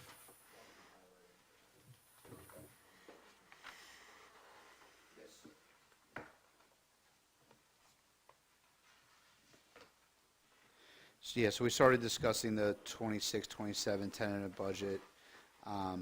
We went over what certain, tax increase or no tax increase looks like to the budget, and what it would add, what it would, possibly take away. And it's just the beginning. I believe we go till, we have to approve the budget when, Vince, in mid-March, right? I mean, Well, that's actually- Sorry, mid-May. Yeah, there's a second item. Oh, go ahead, okay. Or I can jump into that. Do you want Okay, to? go ahead, yeah. Yeah, wanna go ahead? Going about it if you like. Well, let's do this first. We're still developing the budget, if you don't mind. So, but we did, because of the governor's address being pushed back, the original submission date requirement for boards of education was March 19th, which is the day after our RAM meeting, right? So that was our goal. We do have an extension to the 27th. So, Mr. Marasco, we were going to ask for a potential, just a special meeting to approve the tentative budget on Tuesday, the 24th, I think what was the date? I think that was the date, right? On the Tuesday after, to give us a little bit more time and going with it and just literally coming in and just a special meeting for that at 6:30, if we can have 5 people come in and even if minimum. Yeah, we did this last year. We did it last year, Yeah. so it would be a case I of remember I of took that. volunteers, So if you're amenable to that, we would schedule that, and that gives us a little bit more time, especially with state aid coming in. We don't know what that's going to be yet. So, and we won't know that to the address. So it gives us a little bit more time to do that, and if we can schedule Vince, how that. does that schedule look with Phoenix? Getting Phoenix in to have a conversation? That's flexible, yeah, we can arrange that. At least 2 weeks in front of this deadline? Convenience for you. Well, that doesn't necessarily have to be ahead of this, that meeting. Why is that? That's more future discussion of how we're going to put some things in place facility-wise. That doesn't have to do with next year's budget. I'm sorry, what's Phoenix? I forgot, or should I Phoenix know? Advisors is a financial advisor firm that we've partnered with for years during the times when we had 2 referendums put out there. They help us decide whether, like for long-term, larger financing, whether a bond referendum or like lease purchasing, they look at rates, they look at projects, they look at what's eligible for here, and they help to guide us and provide suggestions, recommendations to the board about how best to pay for something, is basically is what they do. And we're looking at some long-term facilities. Mr. Marasco facilitated with Buildings and Grounds, a long-range facilities conversation, and so we are identifying in that process things that are in that for next year, and then also beyond next year, setting it up. So that's where the Phoenix Advisors, we were recommending getting a meeting on. Yeah, the reason why I bring that up is that because while I recognize that it's not part of the budget, it's still top of mind as we are looking at our numbers here. We're focusing on the long-term opportunity of our facilities, and we have a growing list of needs on all 4 of our facilities. So I want to take special attention to addressing these individual points, and we will do so. We're going to have a walk around with our superintendent and the principals for each individual school to address those needs. But in the larger context, there's going to be a greater need for capital, especially from what Mr. Scales represented today, because we are going to have an influx of students. We're not sure where that resides. So we want to make sure that we're making the right decision. I get a little concerned about the timeline crunch of late March here, but we'll work with what we have. But I'd like to have as much information as possible earlier on so we can digest it. So getting on board with Phoenix for the long-term facilities, but we're also looking at the ratables for the town and the adjustments from last year to this year. By way of edification for the board, the ratables was $4.89 billion in market value for the residents of Colts Neck this year. That's the gross number from a point of real estate.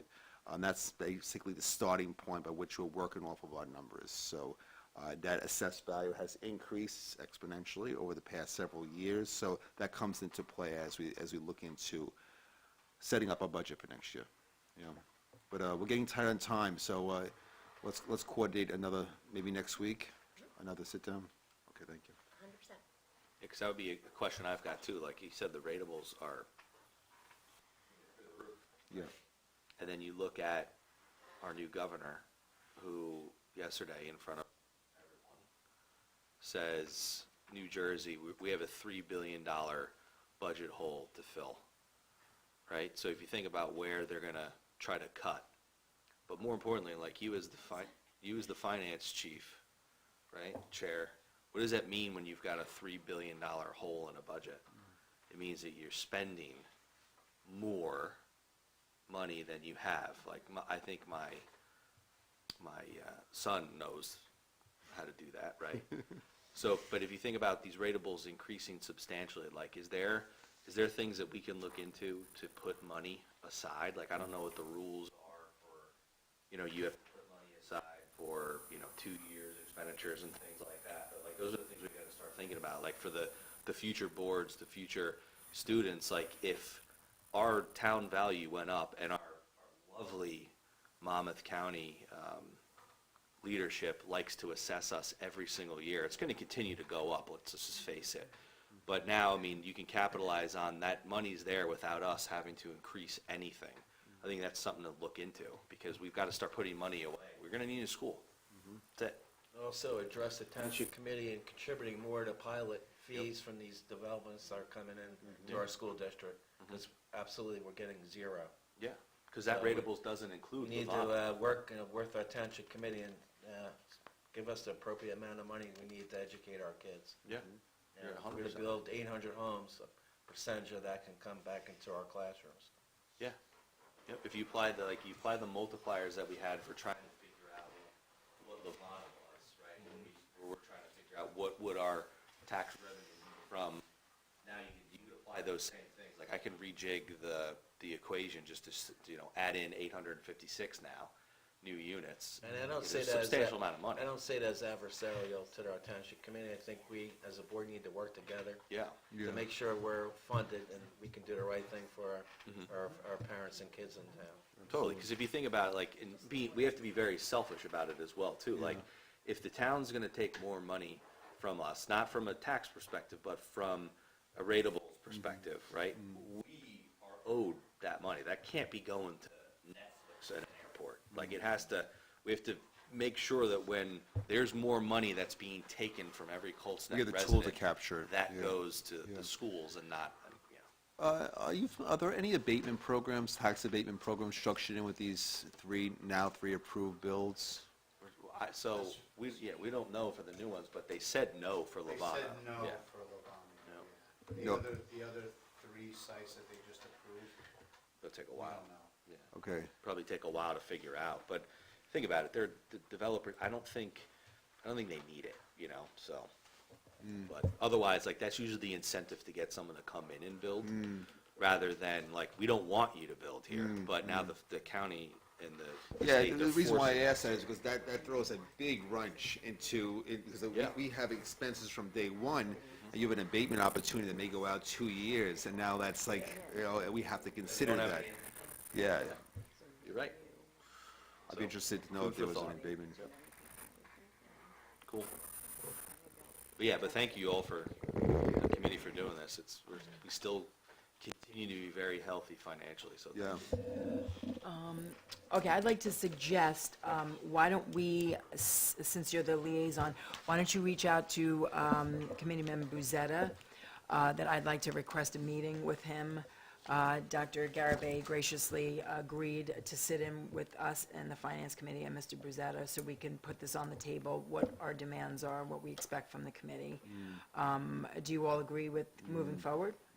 I Okay. think that, again, the Okay. township committee, Committeeman Bezell will be very receptive to I having a let's. conversation that's going to be, you know, enrich our community with a great school district. Okay, I do believe there'll definitely be some collaboration there, positive collaboration. So let's move forward. I'll have Dr. Garabay set that up, or do you want me to? Whichever you prefer. Would you like me to make the formal communication? You can as president. Okay, all right, I'll reach out, I'll copy everybody who I'd like in attendance, and then I'll reach back out with any updates on that, okay? And what Mr. Scarpa was referring to, and Mr. Rico, those PDFs that we're going to put in the board update so that everyone is kind of seeing what we're seeing at this time. The details look different because we're in a new system, so you'll see what's in there so far, like an image, but it's a snapshot. It's still evolving. So, so just know it'll be right there. You'll see a few hundred lines of appropriations right now and what's in there, and knowing that it's still a work in progress. Okay. Okay, is there anything else? Where are we at now? Let's, yes, number 3, yep, you guys want to continue with that? I got it here. Yep. So back, a couple of superintendent updates. We referred to an incident that occurred back in November regarding one of our virtual servers. Okay.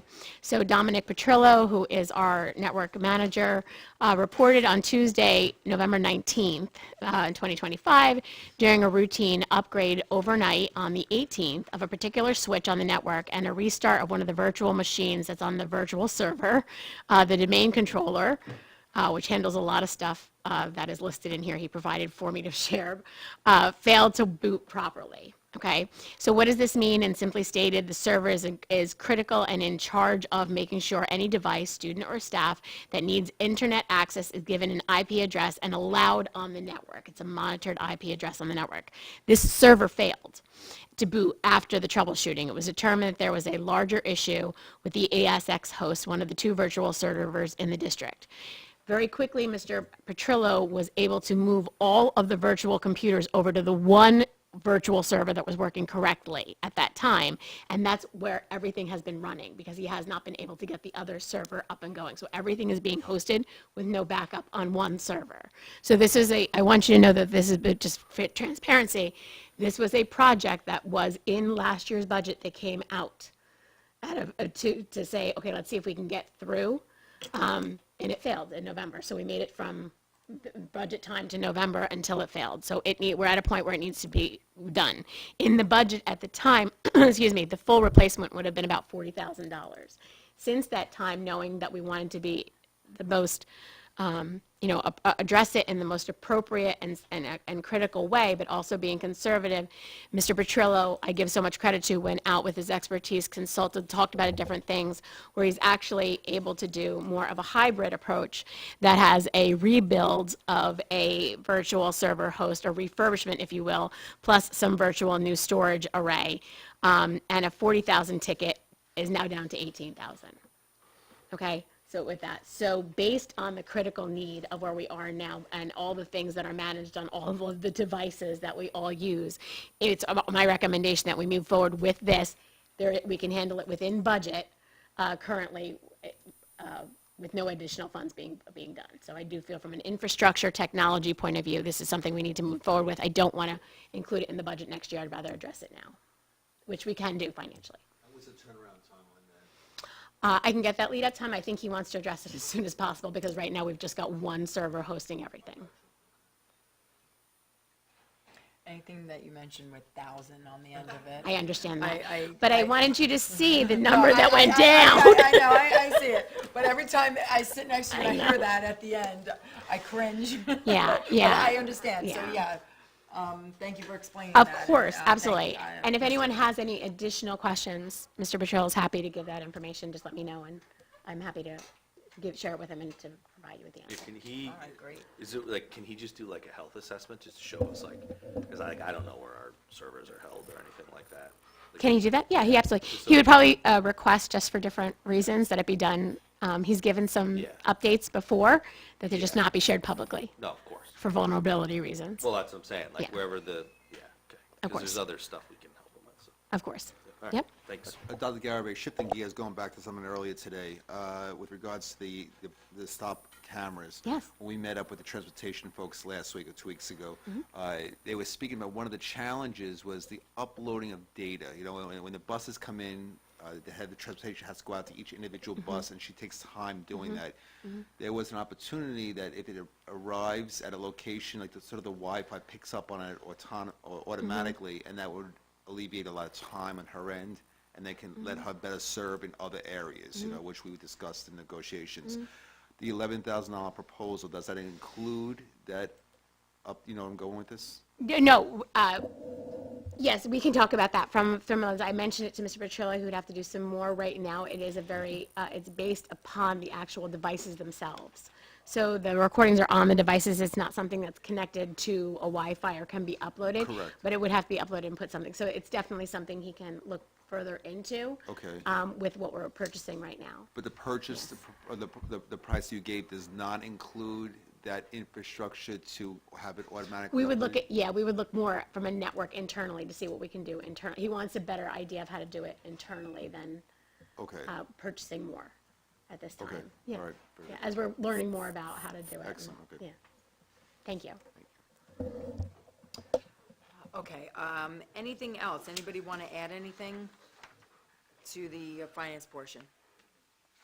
Okay, we're going to try to move along quickly. I know Mr. Scales is up with policies, so let's try to spearhead that. Yeah, real quick, the attachment is just it's a proposed project plan for Operation District Safeguard. It's intricate. It's about 6 to 9 months worth of like implementation. So if you think about like just any project plan or any, you know, if you're implementing just new technology or a new set of, rules and laws or whatever, it takes time. So this, at least, I broke it down into each phase, and in each phase, it'll show you what's required of us as a board, who we need to reach out to, when we need to reach out to them. And then this allows us, from an accountability perspective, to check those boxes. Like, say, for example, I reach out to entity XYZ, and they don't respond to us. We can hold them accountable for not responding to us, right? Like, and we can log this information, and this can always be available to the public. That the reason I have it under policy is because we would have to wiggle it into, policy and regulations. It's just living there as a living, breathing document for the public to access. And then if people, wanted to help us with this project, they're more than welcome to. There's nothing legal about any issues or anything like that. This is simply just a sum of sort of steps that need to be taken in order for us to implement this Operation District Safeguard. Yeah, I saw, it was very detailed, the timeline and everything. We could touch base on the appointments. I saw Yep. that you did that. We can discuss that too. I'm going to read it over again. Yep. And then, if anybody has any input or questions, please reach out. I know that document was pretty lengthy, so if anybody wants to add or contribute to it, feel free to respond to him. Anybody want to comment or add anything this evening on it? No, I was just very Stella? impressed by Yeah. by how detail oriented it was. And Yep, I it's 6 agree. pages. I don't know if That everybody got a works. chance to read it yet. Now it's new light shed on it, so we, But yeah, now, right after what you shared tonight, it's more important than ever. Yep. So thank All you right, so again. like I said, try to, if anybody wants to read it or double read it, please reach out to Mr. Scales with any suggestions or additions they may want to add to that, although I think it's very well done. Anything else, Mr. Scales, on that? No, that's it. particular item? That's it, nice and easy. Yeah, very easy, thank you. All right, negotiations, I know this is basically to be done in executive or private sessions. I'm not sure if there's anything that we could speak on this right at this point. I think just on this, we're just noting that those two negotiations are going on at this Okay, time. I just Yep. wasn't sure if Nope. there was something we were going to add to that. Thank you. Okay, there's nothing under transportation, personnel, also that is something that's just noted by Dr. Garabay. I don't believe we have any questions or comments on those items as well. So at this time, if anybody have any last questions or comments on the bulk of the COW agenda? Anybody want to add anything? Okay, if not, we'll open the comments, the second portion of the comments of this evening. Anybody want to get up and make a question or comment on anything presented tonight, you may do so. Please state your name and address for the record. Okay, seeing nobody would like to, we are going to close public comment. We will open it up to new business now, to any board member that would like to discuss anything. Yes, Mrs. Cameron. First, I wanted to give a shout out to Colts Neck resident Mary Pahara. She owns the Colts Neck General Store in Delhi. On February 23rd, it was the day after the storm, she had posted on Facebook, first responders and essential workers, the grill is on, coffee's ready. So just a big shout out to Mary. That was just going above and beyond for our community. Secondly, in regards to Danny's book, The Guide to Autism, are we ordering copies to have at the middle school and Crest? And if can we make sure we have copies of his book in our libraries? We can look into it, yeah. Okay, wonderful. And then the third thing, I want to talk about the signs. So last year, you might remember the Colts Neck PTO, they graciously donated lots and lots of beautiful signs for all our buildings. And what we had before were, I believe they're called electronic message centers or like LED message boards. And so those message centers allowed us to share like a lot of important information, school closures, teachers of the year, and then any like event reminders. So my idea is if maybe we can have those signs again, as well as our new beautiful signs, because in my district, a lot of families pay money, and if it's your child's birthday, the sign will say, happy birthday, Jonas, and parents will pay like $10 for that. We can use it as an opportunity for like the Colts Neck Sports Foundation, where they can advertise. The CNBA can advertise, and again, we can make some revenue. So it's just an idea maybe worth considering. And in addition to, the beautiful signs, just going back to, I don't know how much that would be something, I guess, Building and Grounds would look into.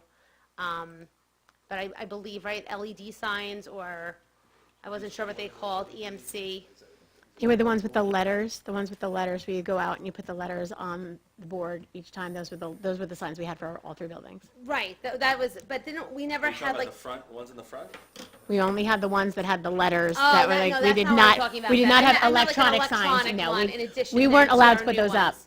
We've looked into those before. Okay. For Cedar Drive, you're allowed to, but because this is a county road, we have looked into it multiple times and we're not allowed to Wow. because of the lightness, the light or something, the electronic display of the residents. Couldn't we that turn they it have. off at night? The answer was no. Like, I mean, it was just. High school has We've actually looked into it because, it takes, you're going out changing it all the time, but we had the kinds where you had Right, the I didn't letters and went out and did realize it. that. Okay, Yes. no, because it's a great, just way to increase revenue. The Yeah. The high school has one, on a county correct. road and has a digital sign. We were just told though, when we've looked into it. All right, well, maybe we These want two to right here. revisit and ask again. Maybe it's different community, it's a different But our schools are township committee named now. after county roads. Sure. I don't know if I like that. We can look, Okay. sure.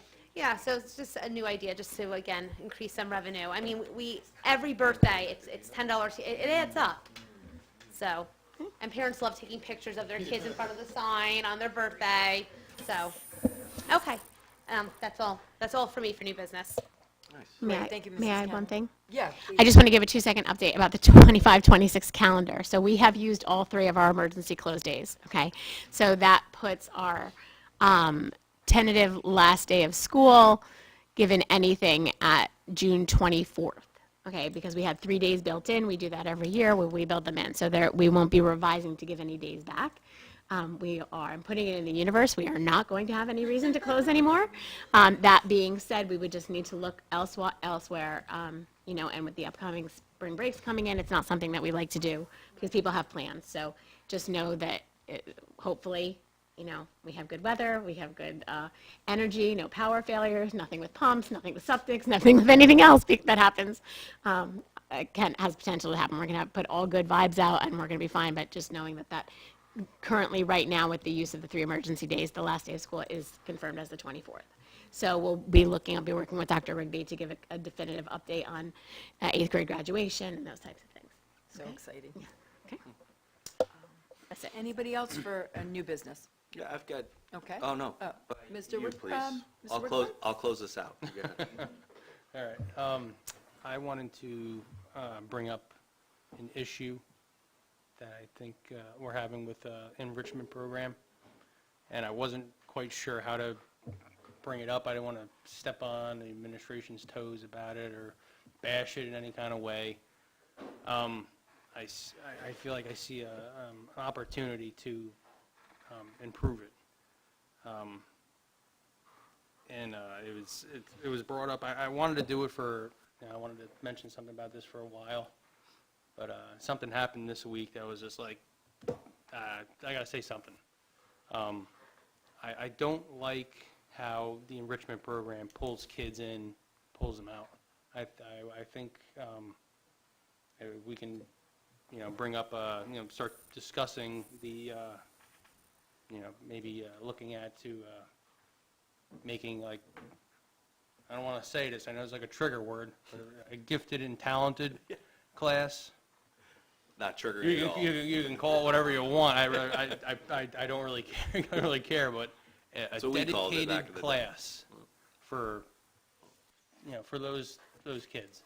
I know we have programs for if kids are falling behind to pull them back ahead. And I think that we need to possibly look into taking the kids that are ahead and not holding them back. I don't know how to take that further. We have Okay. accelerated math programs, we have classrooms, right, Doctor, that, Right, that's in the middle school, though. I think. Yeah. Right, you're talking about in the elementary school? All Sure. all our schools.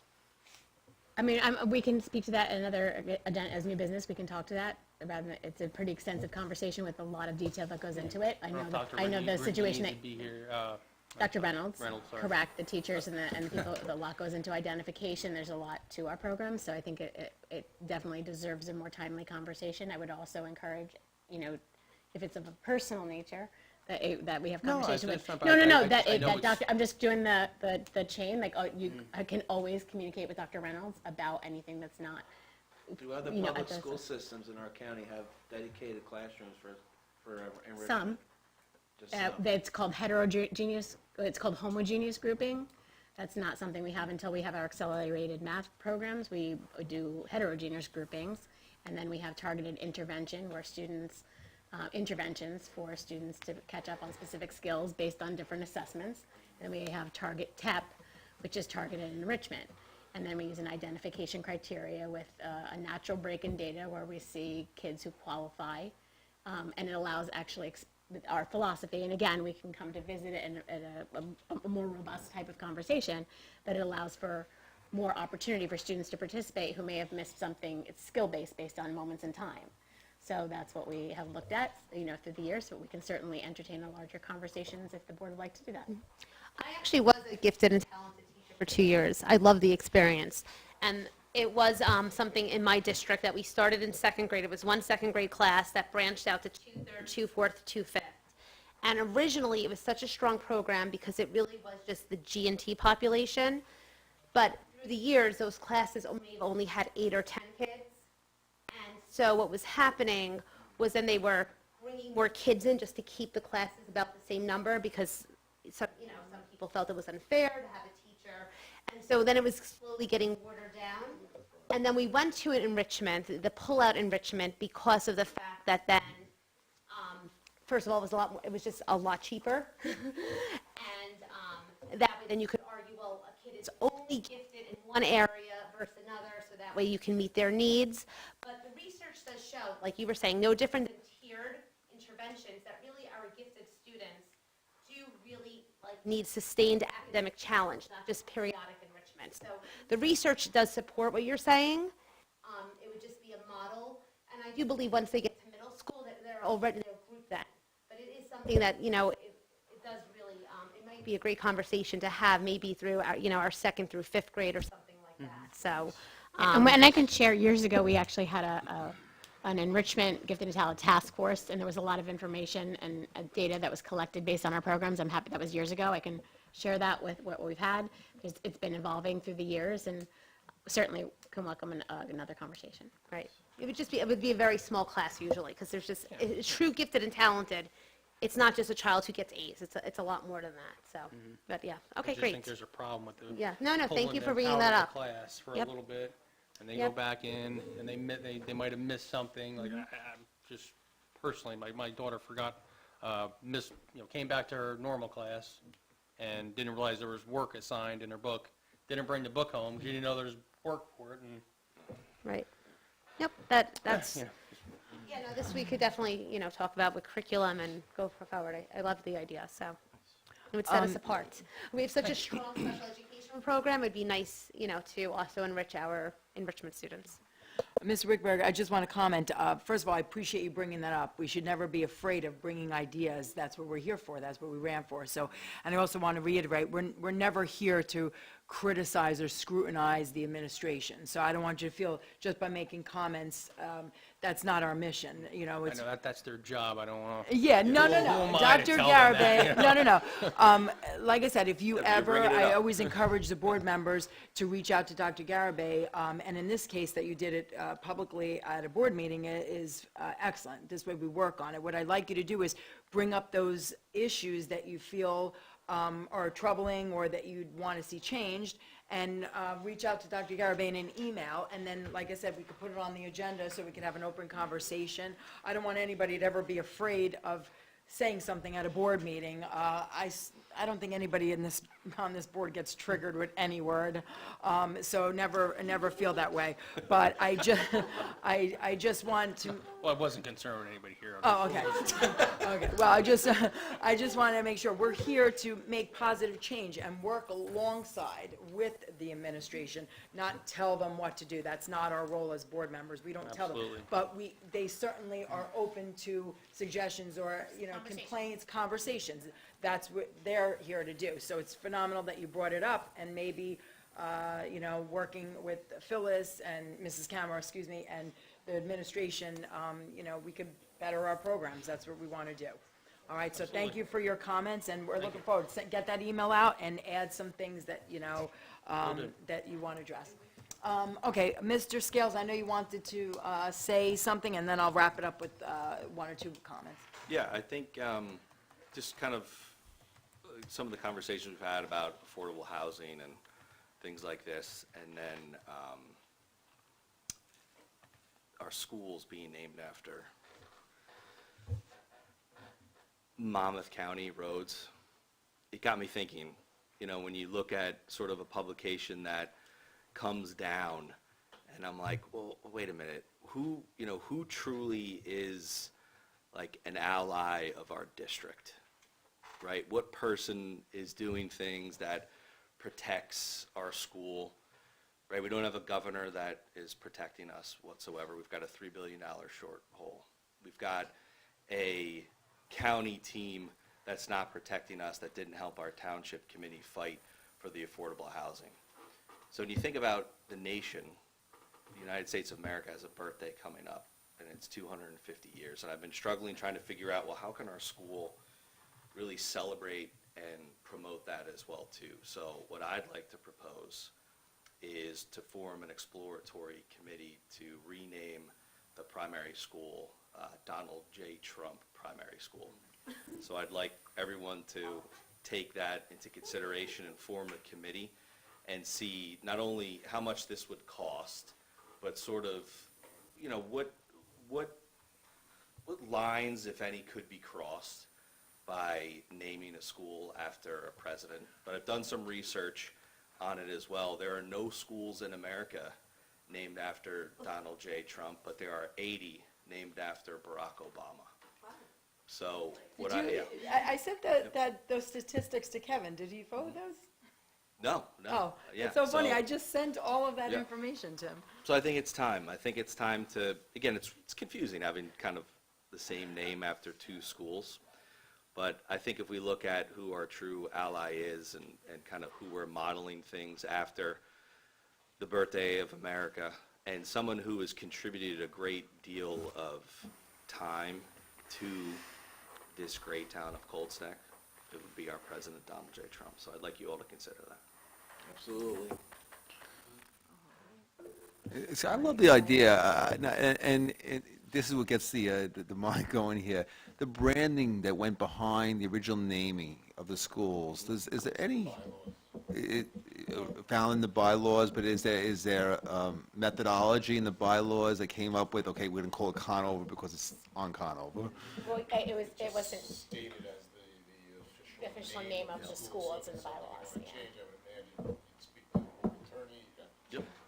By law, we can, as a board, we can change any name we want I to. find it very interesting. I think the branding association behind it is critical because it sets a tone for generations to come. It's something to consider. I'm all on board for considering the opportunity. I love the opportunity of branding and what it means. You're right. What does CETA tell you?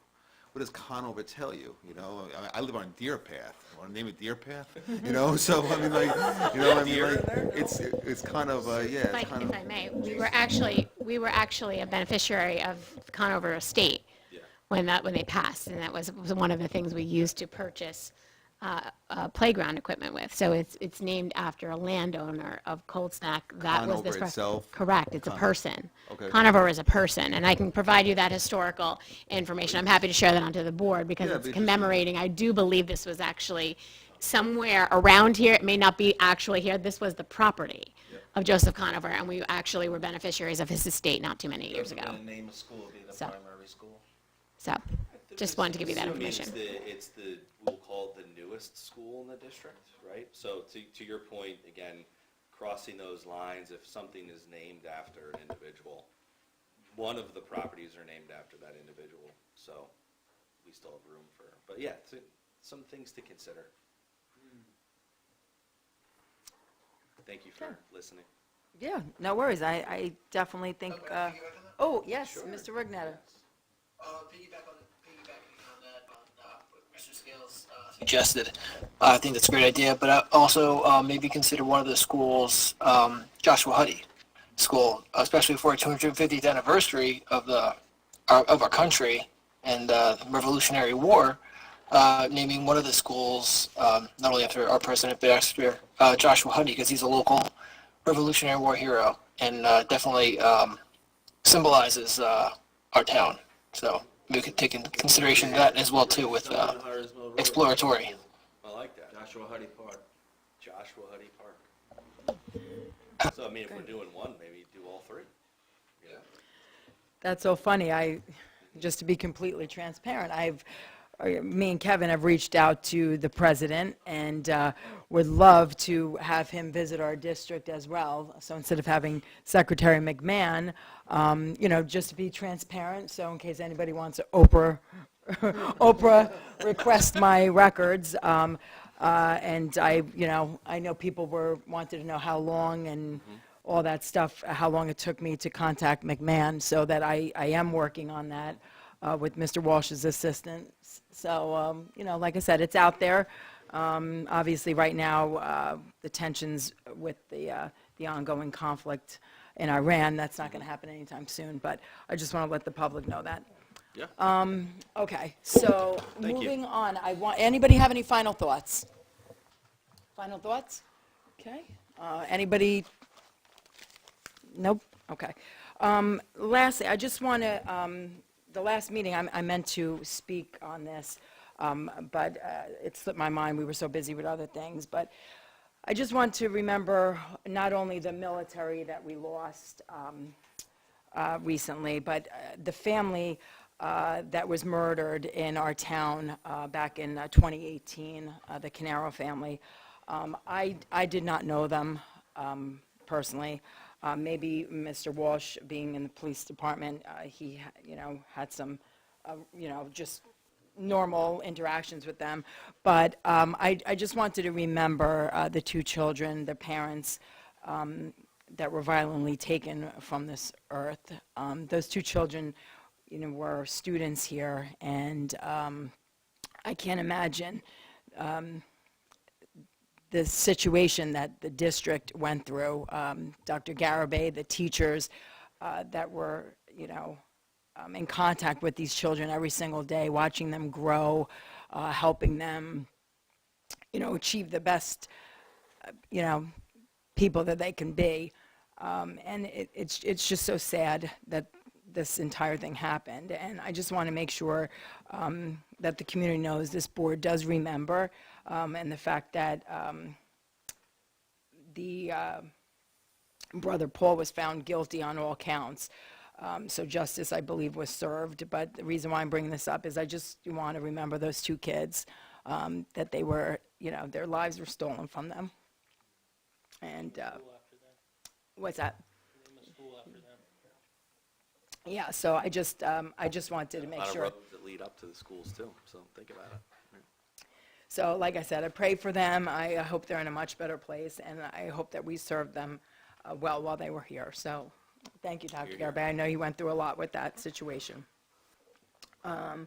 Okay, ending that, please pray for the military that we lost also. And at this time, I'm going to ask for a motion to move into executive session. We have a quick executive session on a grievance. Obviously, no action is going to be taken on this tonight.